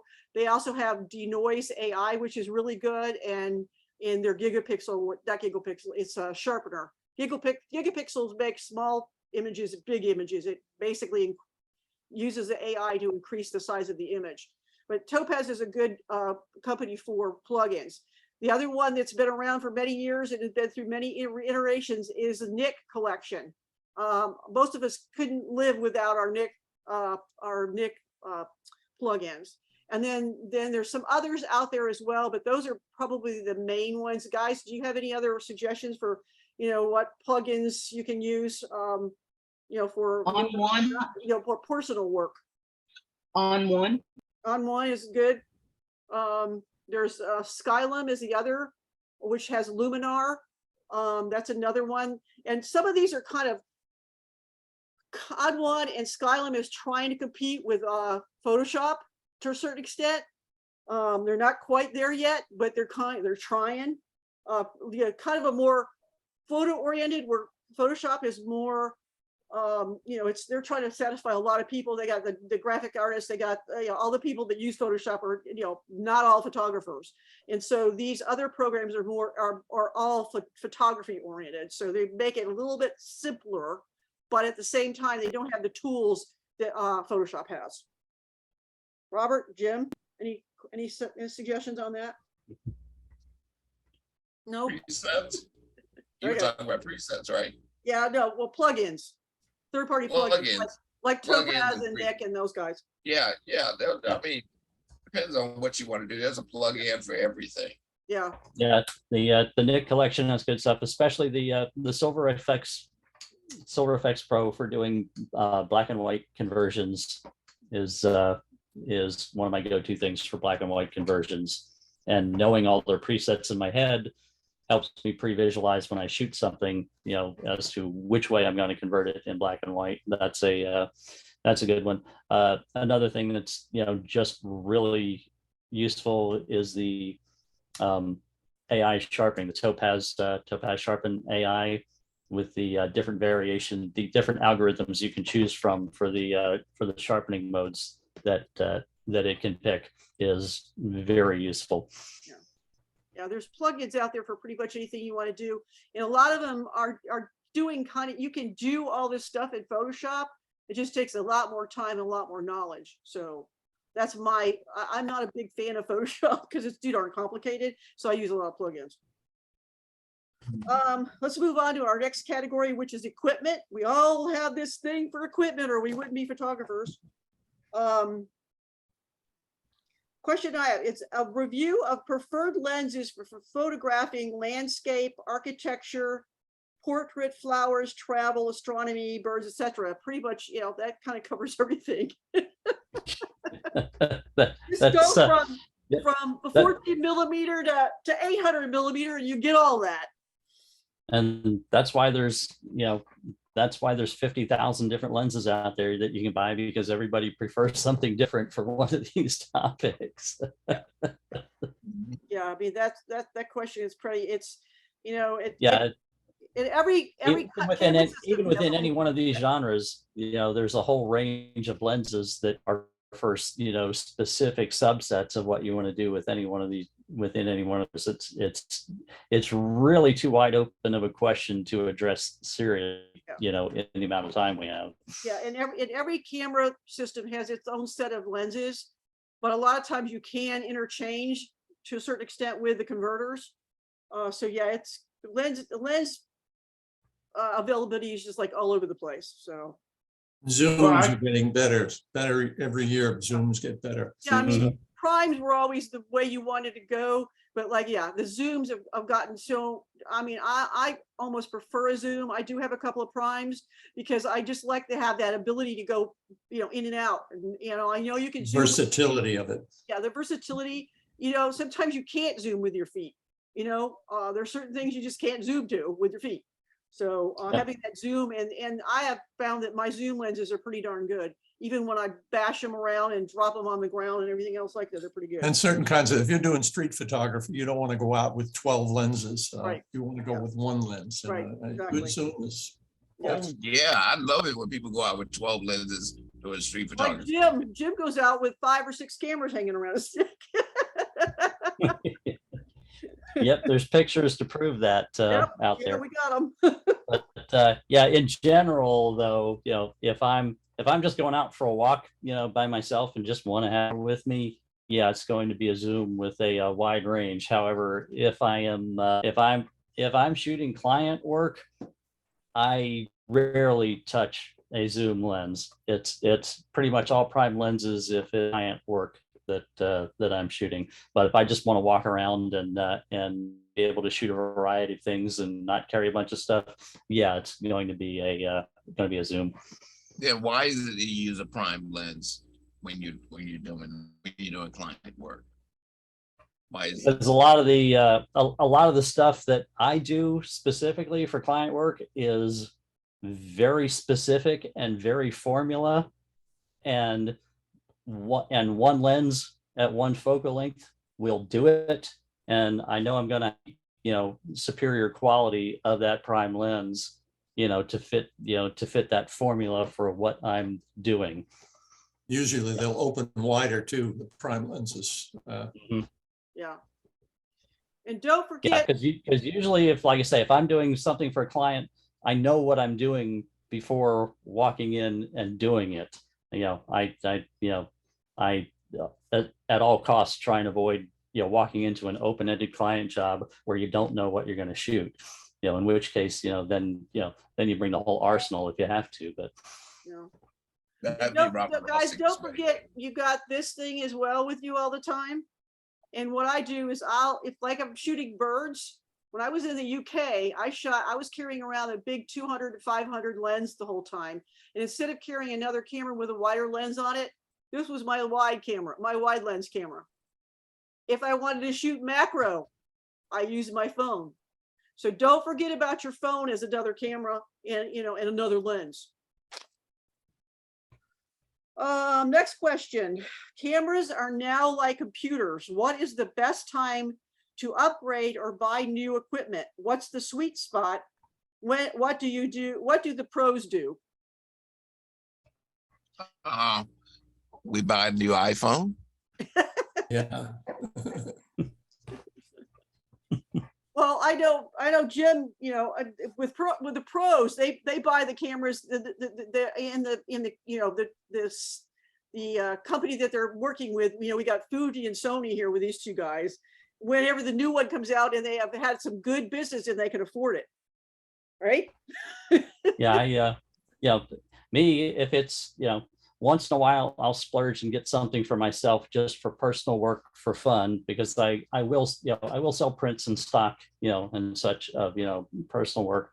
But most of the time, I won't buy anything new because it's a business thing. And, when I know that it's going to pay for itself, when I know that it's justified and that it's going to earn itself back and make me a profit, that's when I'll go ahead and invest in a new camera body, a new lens, or whatever, or if I have I get a job that requires a piece of equipment that I don't own, I'll compare renting versus buying and decide, am I going to have a future use for this, that it's worth buying and having this job pay for it and then have it? Or is this some specialized piece of equipment that I know I'm going to spend the money that this job is going to give me on this piece of equipment and not have a use for it, in which case I'm breaking even, then in that case, I will rent it, because renting is always an option for, anytime you need to do something that you don't have the equipment for. But, like I say, once in a while, I'll splurge for myself for fun, for stuff that I just really want when I've got the extra money to do it. Most of the time, it's got to justify itself financially as part of the business. And and time factor is something as well. When that's more when it comes to the computer aspect of it. I'm actually ready to buy a new desktop computer, because I'm starting to do more and more higher resolution video, and the amount of time that I know a new, faster machine is going to save me. I know what my time is worth per hour, and I know how fast this new computer is going to pay for itself in what I know I'm worth per hour in the time it's going to save me. Not necessarily that anybody's going to be paying me money to use that computer. Yeah, on the amateur end of it, I do the same thing that I do with golf. I don't buy the new driver that came out that's $500. I'll buy last year's and save $200. I don't buy the newest motorcycle. I'll buy the one that's left over. It works just as well. And I'll do the same thing when Nikon came out with the Z6 II. The Z6 dropped $400. Yep. And there are marginal, very little differences between the Z6 Nikon and the Z6 II. So if you don't want to spend top dollar, but you want to get a great camera, you might want to wait until the new iteration comes out, and you buy the one that's just left behind, and you'll save hundreds of dollars. And for sure, always rent it first and use it. There's a bunch of companies out there that you can have them shipped to you, and it's way less expensive to try the camera or try the lens than it is to buy it and then be unhappy with it. I mean, obviously you could set it back, but when you rent it, you can rent it for a week and play with it for a week and try it out. So I've done that a number of times, and I've decided against a few things doing that, and then I've decided for a few things doing that. So a lot of us don't, and I know this from teaching, a lot of people don't take advantage of how we see. Some of us see wide, some of us, we see in a wide view, we see a big picture, and some of us see details, very much detail oriented. And you buy a wide lens when you want to see details, and you just wasted your money. right. And because you see somebody else's work and you love what they do, you just don't see that way. And you respect the fact that you are an individual with your own biases as to how you see photography. And you also have to come to this realization is that what you see is valid. How you see is valid. And so I don't think we respect that. We see someone else's work and go, well, how did they get that? Well, I'll tell you, I see a lot of you guys work and I go, damn it. You know, if I could have only have seen it, but I can't. I see what I see the way I see it, and I buy my lenses accordingly. And I think it changes over time too, I think. And when it changes, Yeah. you buy a different lens. Right. Because I was narrow and now I've gone back to wide, and then now I'm back to narrow again. So it's, yeah, it changes over time, especially if you do a lot of shooting. And if you do mushrooms. And if you do mushrooms. Wow. What if one wins the Mega Millions lottery tomorrow? Then you can buy whatever the hell you want. Oh, okay. I will rephrase that. You can buy me whatever the hell I want. Thanks, Rob. That was really helpful. Okay. Thank you. Yeah, and now, okay, so then the ultimate is if you decide to buy, what's the best place to shop for equipment? I mean, there's a lot of places. Yeah, that also kind of depends on your situation. See, I'm a little bit different situation than a lot of people that would be, amateur photographers, doing this for fun. I'm very specific about as much as possible. I'll tell you why. I try and get anything from Best Buy, and one of the reasons is, okay, I can pick it up at the local store and get it there when it's ready, not have to worry about, is it going to be shipped to me? If it's coming from someplace like B&H or something like that, somebody's got to sign for it. I'm never here. Nobody's here to sign for it to get it comes. And the other thing is I need to, without going through a hassle, make sure I pay sales tax on everything I buy, which is if I order it, through Best Buy, local, it's a local sale, local delivery on sales tax. I might not always get charged sales tax from Amazon or B&H or Adorama or whatever. And being a business, I can't afford to get in trouble with the Florida Department of Revenue if I'm not paying taxes on stuff that I'm buying and forget to report it at the end of the month. And it's just, for me, an easier situation. And Best Buy is competitive with B&H and Adorama on their prices for equipment. So I order it from there, get it at the store. A lot of times, by the time I'm done ordering, I get a text, 10 minutes later before I could even get in my car and drive there that it's ready. Some bigger things like the computer I'm getting are going to take a couple days to get there. But, I know I'm covered with all my records for sales taxes, and I've got a local place where I can take it back to in person if I need to and get it from, and not have to worry about, is it going to be sitting on my porch and get stolen, or is somebody going to have to be here and sign for it? So that's just me for what it's worth. I mean, yeah, you could buy equipment from Amazon, you can buy from B&H Camera, you can buy from Adorama, there's Midwest Camera, there's Bedford Camera, there's Hunts. I mean, there's endless places online, and some of them do have brick and mortar as well in certain places. So and for those of us who don't have to worry about businesses and taxes, you can order a $3,000 camera and save $210, $240 in sales tax if you order it from Adorama, which is what I do. yeah, if they don't have a store in Florida, they don't have to charge you tax. Right. Yeah, but for somebody like me, that opens up a place to possibly get in trouble with the Florida Department of Revenue. So I don't do that. Yeah. But just so in case anybody doesn't know, I think it was starting July 25th for a month. One of the reasons I'm pulling the trigger on a new computer right now is it's a sales tax holiday on personal computers and software that is, forget the phrase, anything that's not gaming software or fun software, software and computers, a sales tax holiday right now. So that's saving me a couple $100 on the computer because it's actually officially a sales tax holiday, so I won't have to pay taxes on it. Isn't there a limit on the price of the computer? I did not see a limit when I saw the information on the I sales think tax it's holiday. $1,500. Yeah, you only get a break on the first 15. It's the first 1,500. Okay, I didn't see that in there, but there is, there is a break. Yeah, at least there's a break, yeah.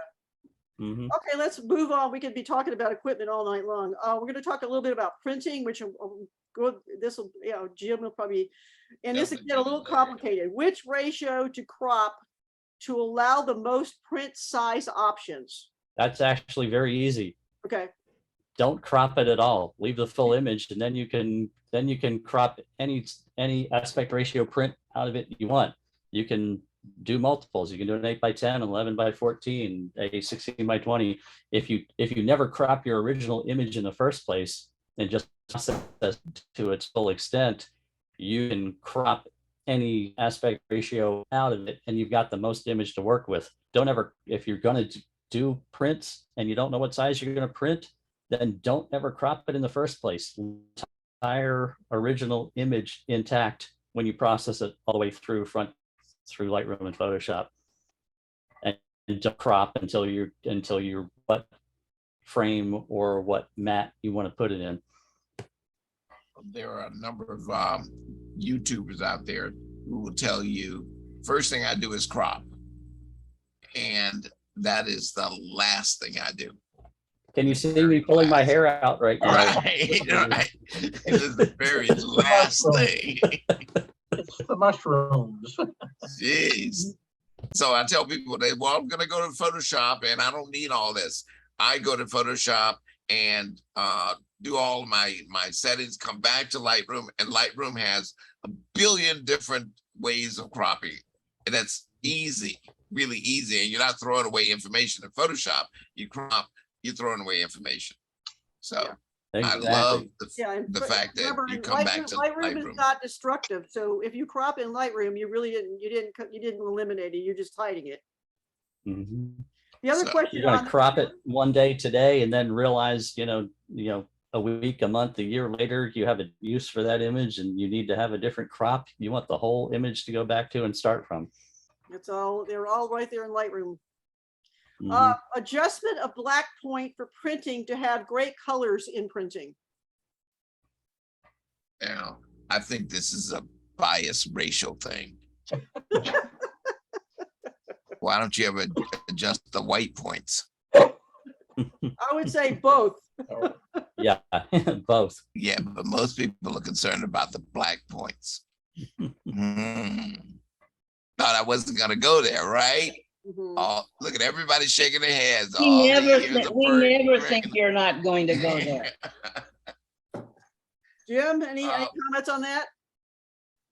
No, I don't ever adjust any black point. As far as getting the full, if you're talking about getting the full spectrum of the histogram, yes. But if you're talking about a black point printing, that's a little bit different. So which one are we talking about? That's for Yeah, printing. we're talking about printing.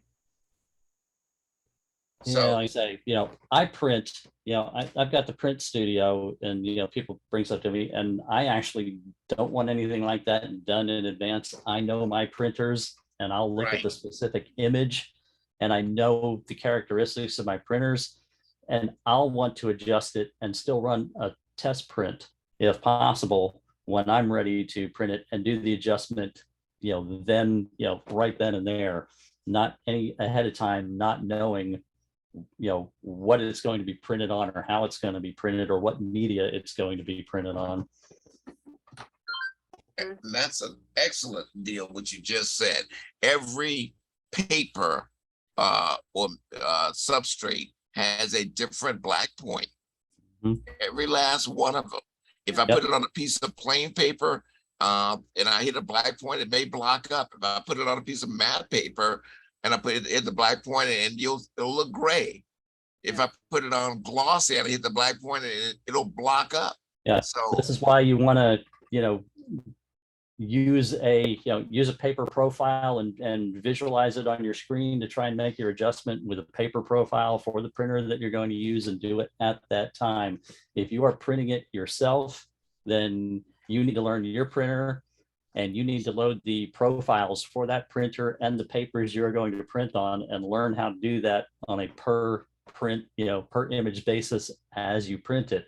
If you're giving it to someone else to print, you're not going to do it. You're going to leave it up to whoever is doing the printing for you to do that properly. I send out images to service bureaus a lot of the time.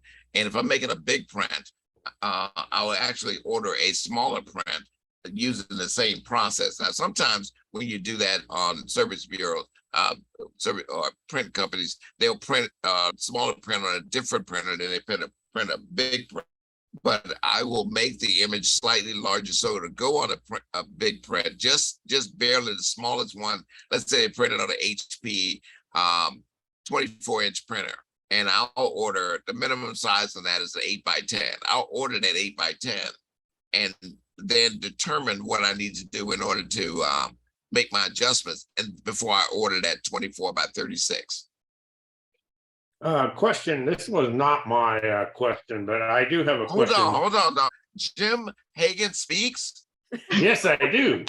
I had laryngitis for a while. No, actually. My goodness, he speaks.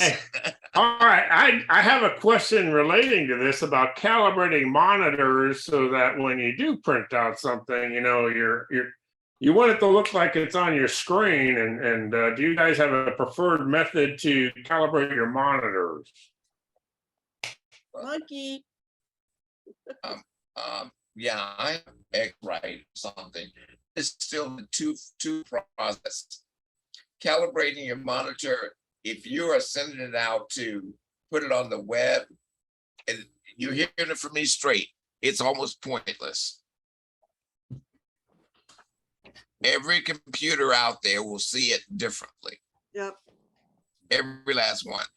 If you're calibrating your monitor for the purpose of printing, then you're going to calibrate it for either the printer you use or the service bureau you use.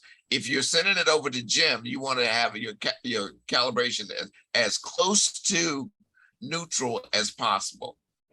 And once it gets to him, he will tweak it according to which printer and substrate he uses. Am I close, Jim? Yeah, and that's why I always, if I'm printing, I want them to show up there in person with their image, sit down and look at my screen and look at the test print and say, okay, I'll load up the printer profile, the paper profile, bring that up on the calibrated screen, and then we're going to look at it and say, okay, how do you feel about this? Is this the way you really want it to look coming out of the printer? Do you want this darker? Do you want this lighter? We make the adjustments, run a test print if need be, if it's going to be a really big print, coming out, and then take it from there.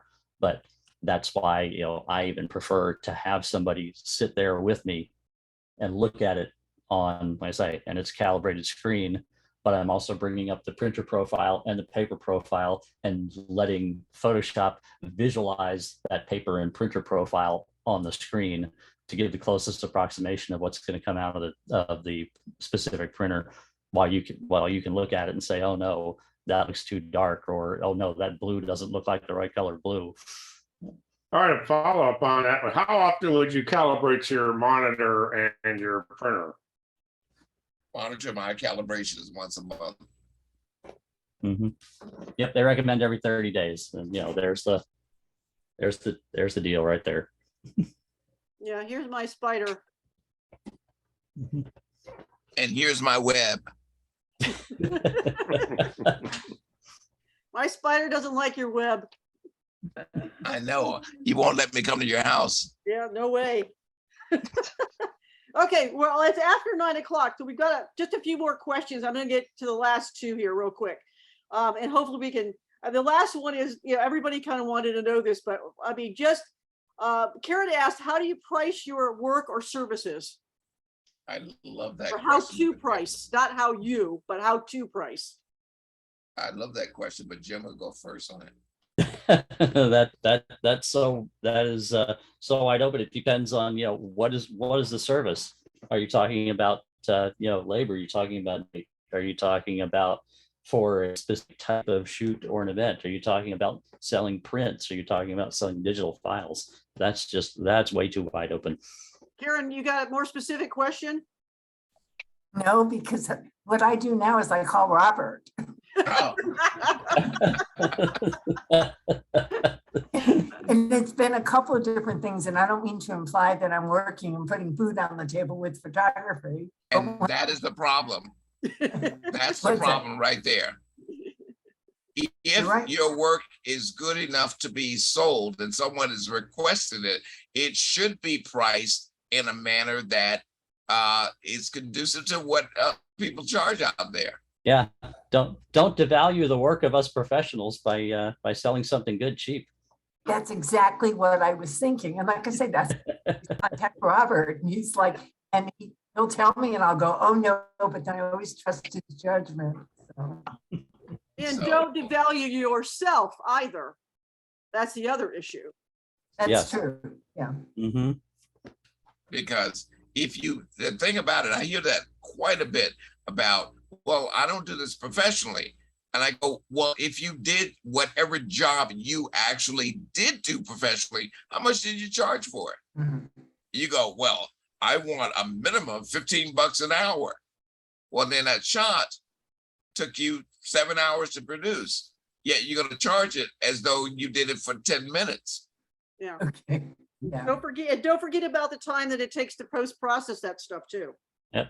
Don't You've forget got about investment in your camera and your lenses. You've got investment in your time and learning and education to be able to produce that shot. You've got your investment in getting there and making the shot, getting back round trip if it was a location or somewhere.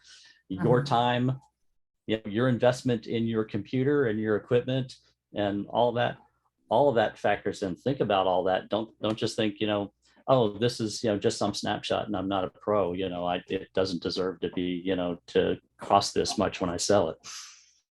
Okay. I just sold a shoot to a company for $8 for one day. You broke up. Would you say $8?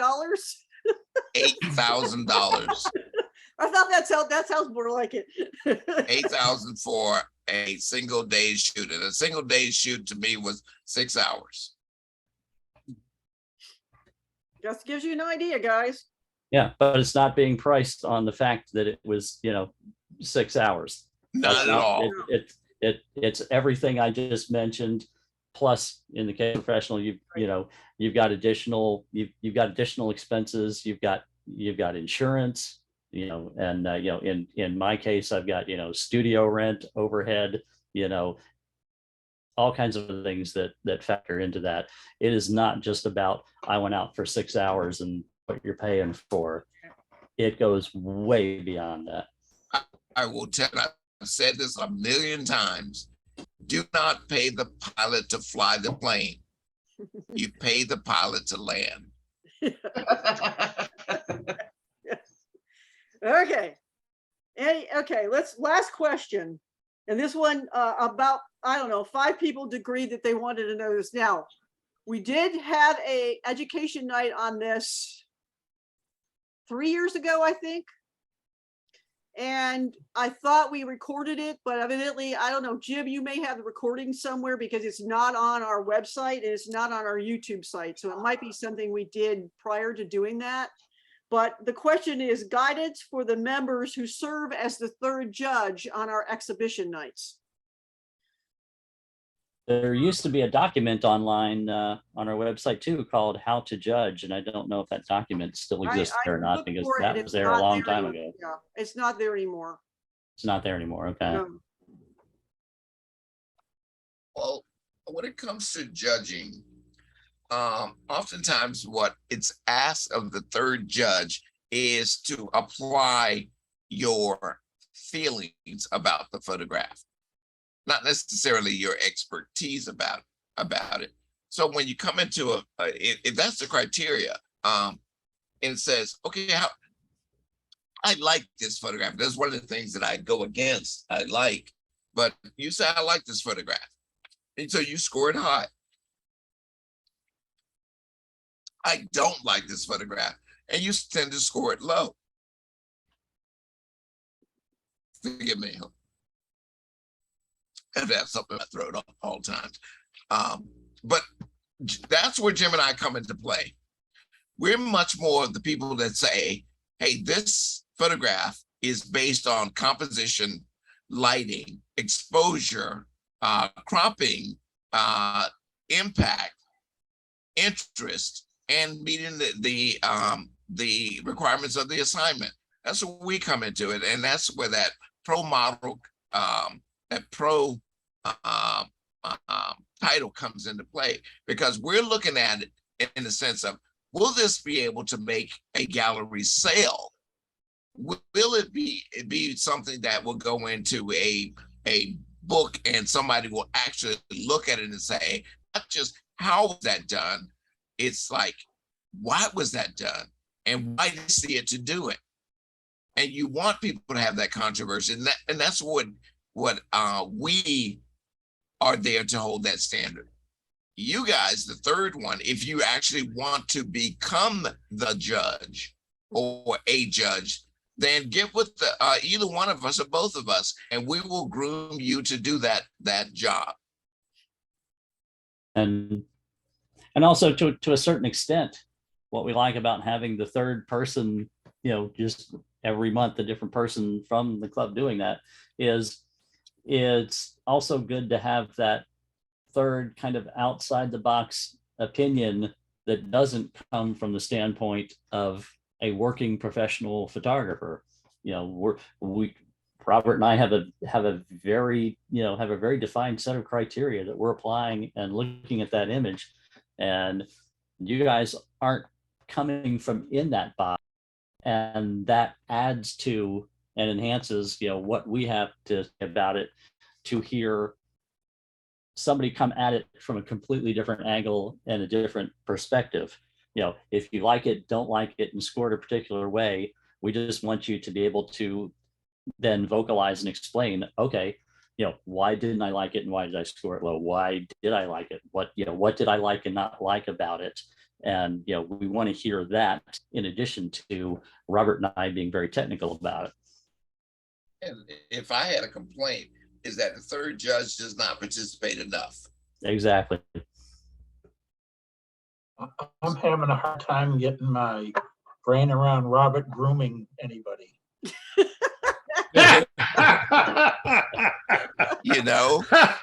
Jim McWilliams, you have just put me in my place.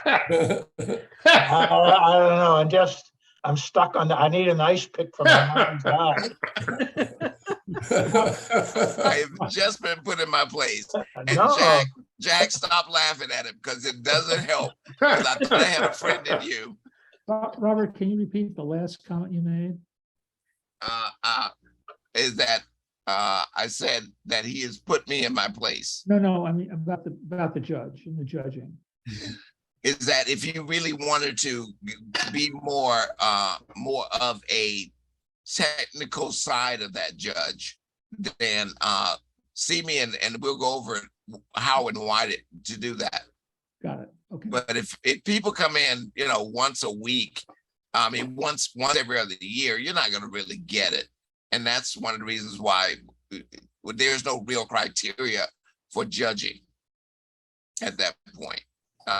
We just want to add that third person to come in there and say, hey, look, that shot really appeals to me, or it doesn't, and then support your reasoning behind it.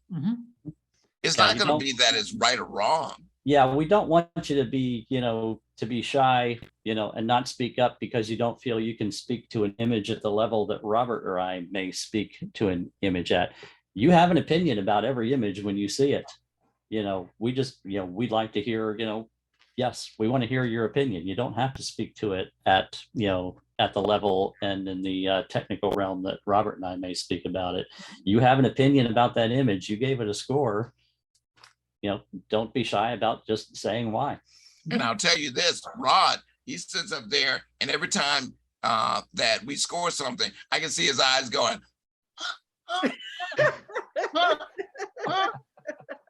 I don't understand. And then at the end, when we crop it all down there, he goes, oh. Okay. Well, I have I've been thinking about when it comes to critiquing or whatever you're calling it now, that intentional camera, I don't know how that's going to be done. I swear I don't, because I don't get it. There is a foundation for all forms of art. You know, when Jackson Pollock threw paint up against the canvas, yeah, I still don't see that. He didn't just throw it up there and say, okay, I'm done. He threw it up there again and again and again and again until he was satisfied with the results. And it still boiled down to composition, color, form, shape, and all things that, and impact, all the things that make a great photograph. Same. Well, I've thought about that a bunch, and I just don't know how it's going to be done. By pressing the button on the camera and giving it a little shake.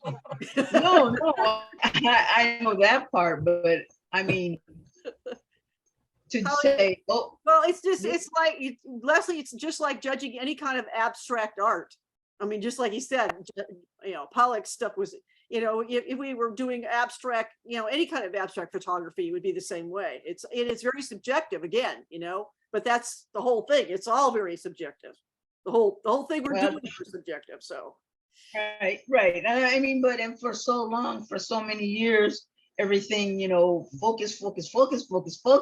Yep. And now, oh yeah, okay, no, you don't have to. No focus.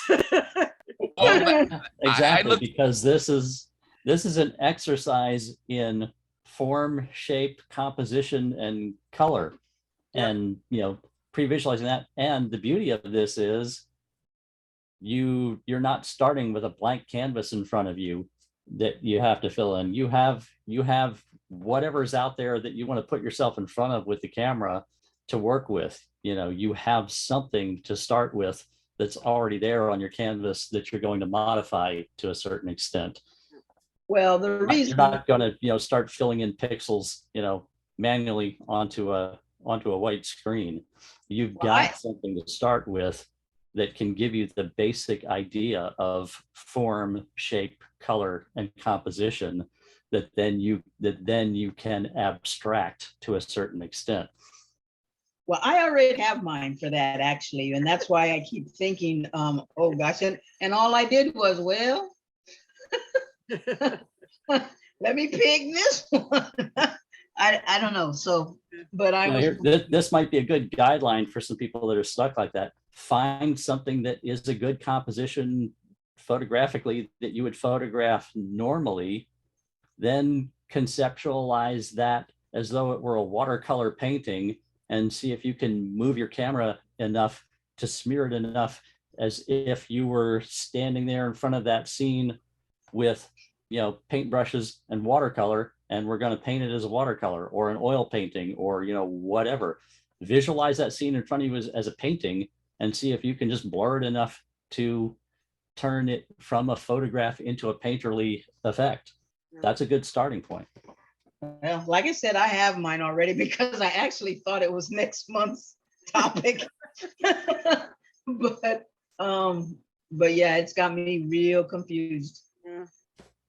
Okay, guys. Well, is there did we answer the question about the third judge? I mean, basically you're looking at it for the impact on you personally. And so that's. I had a question about it. Yeah. I'm new. I don't want to, you know, I'm offering a suggestion. I don't know if it's the first time I sat there, it was over 3 hours. And I was a high school teacher, and there's a point of no return on education, on periods of time that you spend on a topic. And I was wondering if there was a way to compress it, maybe judging the numbers, presenting the numbers, and then the critique immediately after on each photograph. Would it move more quickly then, instead of going through each one and rating it and then No, going back to the beginning? yeah, And no, would that work? I don't think so. Yeah, that's why we judge them really quickly. That's why we go through them so fast. Because, you know, I think I don't know, Jim or Robert could answer this because they've been, but I don't see Chris here anymore. So he was with the club a long time as well, but I don't know if that's how they used to do it. Jim, did they used to critique as they went along, or did they? I think most places judge it, then they critique them, right? The clubs we went to, that's the way they did it. Yeah. But I think we might get too hung up on a picture or two or a few, and then at the end not have enough time to go through them. As it is now, when we go through, if we start running over, we can kind of speed it up a bit. But well, and we know we are limiting, now that we've been on Zoom, we've been limiting everybody to 3. Back when we were meeting in person, people could bring 9.